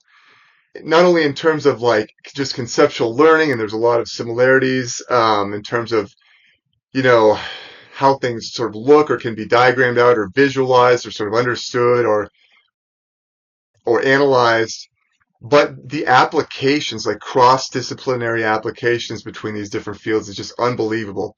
It's almost like, I mean, I really see it like in some ways, like, for example, like by studying cryptography or by studying black holes, it's, in my view, it's like you're studying kind of both. It's sort of, you're looking at the sort of same types of problems in this sort of similar problem space from different angles and using different tools and things. And it's just really amazing and fascinating. We really live in an exciting age, I'll tell you what. With all these computers and technology and the ability to learn and get free information, to learn free, to get knowledge, or just and to learn in ways that are either free or like cheap, you know? I mean, as long as you're willing to put in the work and actually do the work and go the distance, you know, there's a lot of neat things out there. It's really exciting, and people are figuring things out every day and sharing things and developing things, and it's so cool. I could go on and on and on for hours about how cool this stuff is. And it's just inspiring to me. But yeah, so you know, off on a tangent there. But one of the things though is that from all these different fields, for example, that I've worked in over the years, you look at things like the circles and circular symmetry and complex numbers. Okay, I mean those are so fundamental to those fields, or at least specific aspects of those fields, or I would say a lot more than specific aspects. I would say a lot of, there's just so much application. It's so fundamental beyond belief to me. And so this tricorder framework, this, you know, that we're talking about, that we're developing, that we're refining, um, with the methods of science and mathematics, it's an example um, of this process of applying these methods of science and math, right? And it's an example of, you know, something that might be applied to all these fields, right? I mean, that's my hypothesis. It's just so cool, and yeah, it's really neat, you know. So take for example cryptography, right? You know, making and breaking codes, computer security, cybersecurity. You know, most of us, I think most of us, use binary computers, right? Based on the two, binary two, and quantum computers are the new cutting edge stuff, right? I mean, there's actively being research and development and new types of computers, using states of and transitions of particles and things that can do computations, going beyond just that base two binary computers, right? That we use, and it's really cool stuff. And the thing with the quantum computing is it works on the complex plane. Okay, so you have, instead of having bits like we have in binary computers, you have qubits, and qubits are often represented in the complex plane, like with block sphere projections and transformations based on their phase or quadrant. Okay, this is an example of, we may be able to use the tricorder framework, is my hypothesis, to quantum computing. If we're doing things like, you know, quadrant stuff and that type of classification and encoding, we might be able to use those to quickly categorize qubit states, for applying quantum operations like rotations or identity gates, things like that. Quantum algorithms, really cool potential applications there. Really look at this, you know, again, streamline things, make them more efficient, more faster, and, you know, to do all these computations, whether you're doing using bits or qubits or whatever, the faster we get these things, you know, they could potentially be used like, right, like in medicine, or to understand protein folding or binding. Could be under drug discovery with medicines, cryptography, because, you know, understanding those things, it's like breaking codes, right? Trying to understand how these codes, how these patterns in nature work, in all these different things. It's so cool. You know, I've worked in cryptography before. So if you happen to be interested, in my 2016 thesis, Latin squares and their applications to cryptography, we looked at symmetric key ciphers and building crypto systems, and, you know, finite fields and all these really cool things on how to maximize security and things like that. So I designed and built a modified Grostal hash function that runs, or that could theoretically run on ternary computers, right? Using ternary computations, right? I mean, I wrote the code for it to implement it and stuff on a binary computer, but it simulates like a ternary computers, and does computations, and it does Grostal, you know, hashing with ternary computations. Um, but my thought and my hypothesis is that down the road, you know, we may very well find that quantum computing and like these ternary computers, or computers that are based on prime numbers, it's my hypothesis that there's going to be a massive intersection at some point, possibly between quantum computing and these types of computers that run on for some prime p. Yeah, so I mean, go into the tricorder framework, that's stuff we can look at, right? We can check that out with the scientific method and the methods of math and just investigate that and see what applies and what doesn't, right? I mean, that's what we're doing, right? That's the fun. Like in cryptography, what we did with the case studies transformations, right? We're mapping data points to new positions on the quadrant. We can use those phase pairs to ensure consistent encoding and decoding with the efficient computations, right? And we may be able to do that with quantum and quantum cryptography and stuff, because as these quantum computers are developed, those quantum crypto systems are going to become really important, right? So we can secure our data and ensure privacy and things like that. I mean, so we've got to be able to protect our stuff and protect our privacy and things. That's really important. So, understanding these things is really exciting and important. And just evaluating, say, hey, what does the tricorder framework apply to? Some things we can definitely look at. Another thing is robotics. So I've done some work in robotics, specifically swarm robotics, and doing obstacle avoidance and communication and navigation. I've done simulations, like artificial physics simulations of multiple like autonomous robots in a simulated environment, doing obstacle avoidance, getting to a goal. And I've done work in that. And, for that, we use complex numbers. It's a two-dimensional space, right? I mean, you can simulate all that stuff, the communication between those, and then of course apply it in real robots. Seems like there's almost limitless applications here, and it's so cool. And yeah, I mean, for a robot, being able to triangulate and determine where obstacles are and be able to go around them, and navigation, any type of position, navigation, GPS, just any of that stuff, route planning and navigation and communication, it seems like you could uncode all that stuff with complex numbers. And if you can do that, why not try the tricorder framework? All right, let's have some fun, see what applies, what doesn't, right? But especially with those quadrant-based transformations, like anything like that where we're looking at quadrant-based transformations like our case study, this would apply, right? The structure orientation. Not to mention potential things with like the reflective duality and reflective symmetries, we can look at potentially like in data sets. I mean, it's so exciting because, you're taking data and you're looking at it on spatial, like two-dimensional surface, right? And maybe it's radar data, maybe it's, it could be anything, image data, image processing, anything on a two-dimensional space where you're looking at different quadrants and things. You could apply this stuff to get not only the structure orientation, but you can actually look for patterns by choosing a circle radius r. So there's our boundary zone. And you can look at the data in the inner zone, and then you can map it to the outer zone with the inversion map, right? Iota r, right?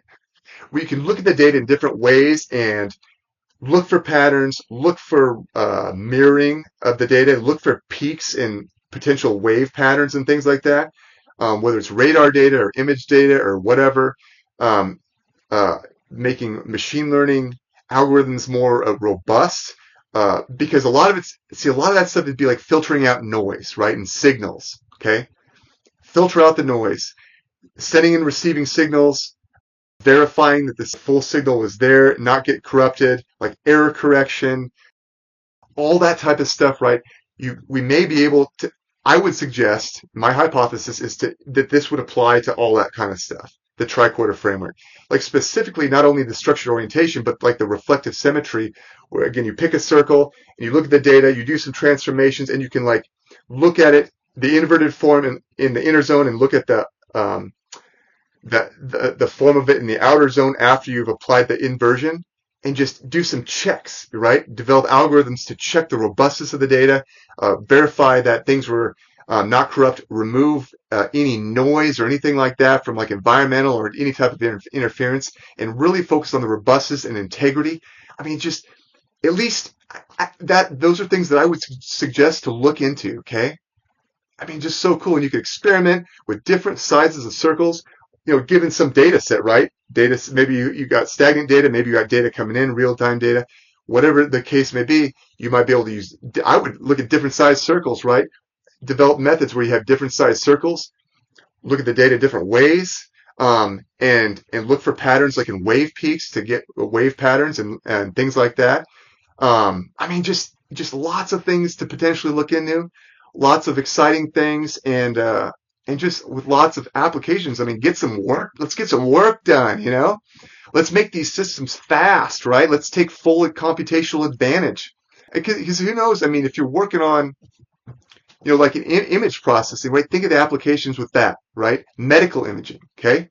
Maybe you can develop new imaging that's more efficient, less invasive, more accurate, can spot these certain peaks or like fractal patterns in, I don't know, in the body, blood vessels that, are looking for irregularities or whatever, any type, to look to do scanning that's more accurate and less invasive and cheaper. I mean, those are some things that would be very interesting to look into, right? Can we apply the tricorder framework to that? My hypothesis would be yes. But let's try it. Let's find out, right? That's how this works, is you have a hypothesis, questions, you have a hypothesis, you throw it out there and just go for it and see what happens. Work together, look at these things, right? Make these advancements because everybody could benefit from these types of things. You know what I mean? But yeah, you see what works, see what doesn't, and then refine and keep going, man. You got to put in the work. You got to put in the distance. That's the thing. And it's exciting. It's fun, and there's application. And yeah, it's cool. So yeah, so just some ideas for possible applications for some things. And I mean, I suspect that you could probably pick any number of categories, anything that deals with complex numbers or circles, even if it doesn't necessarily right off the bat involve circles. If you can encode it with complex numbers and model it, what can you do? Can you add a circle to that? Can you shift the data around? Can you apply these transformations, right? Experiment, see, what works, what doesn't, right? Graph it out, map it out, use AI, use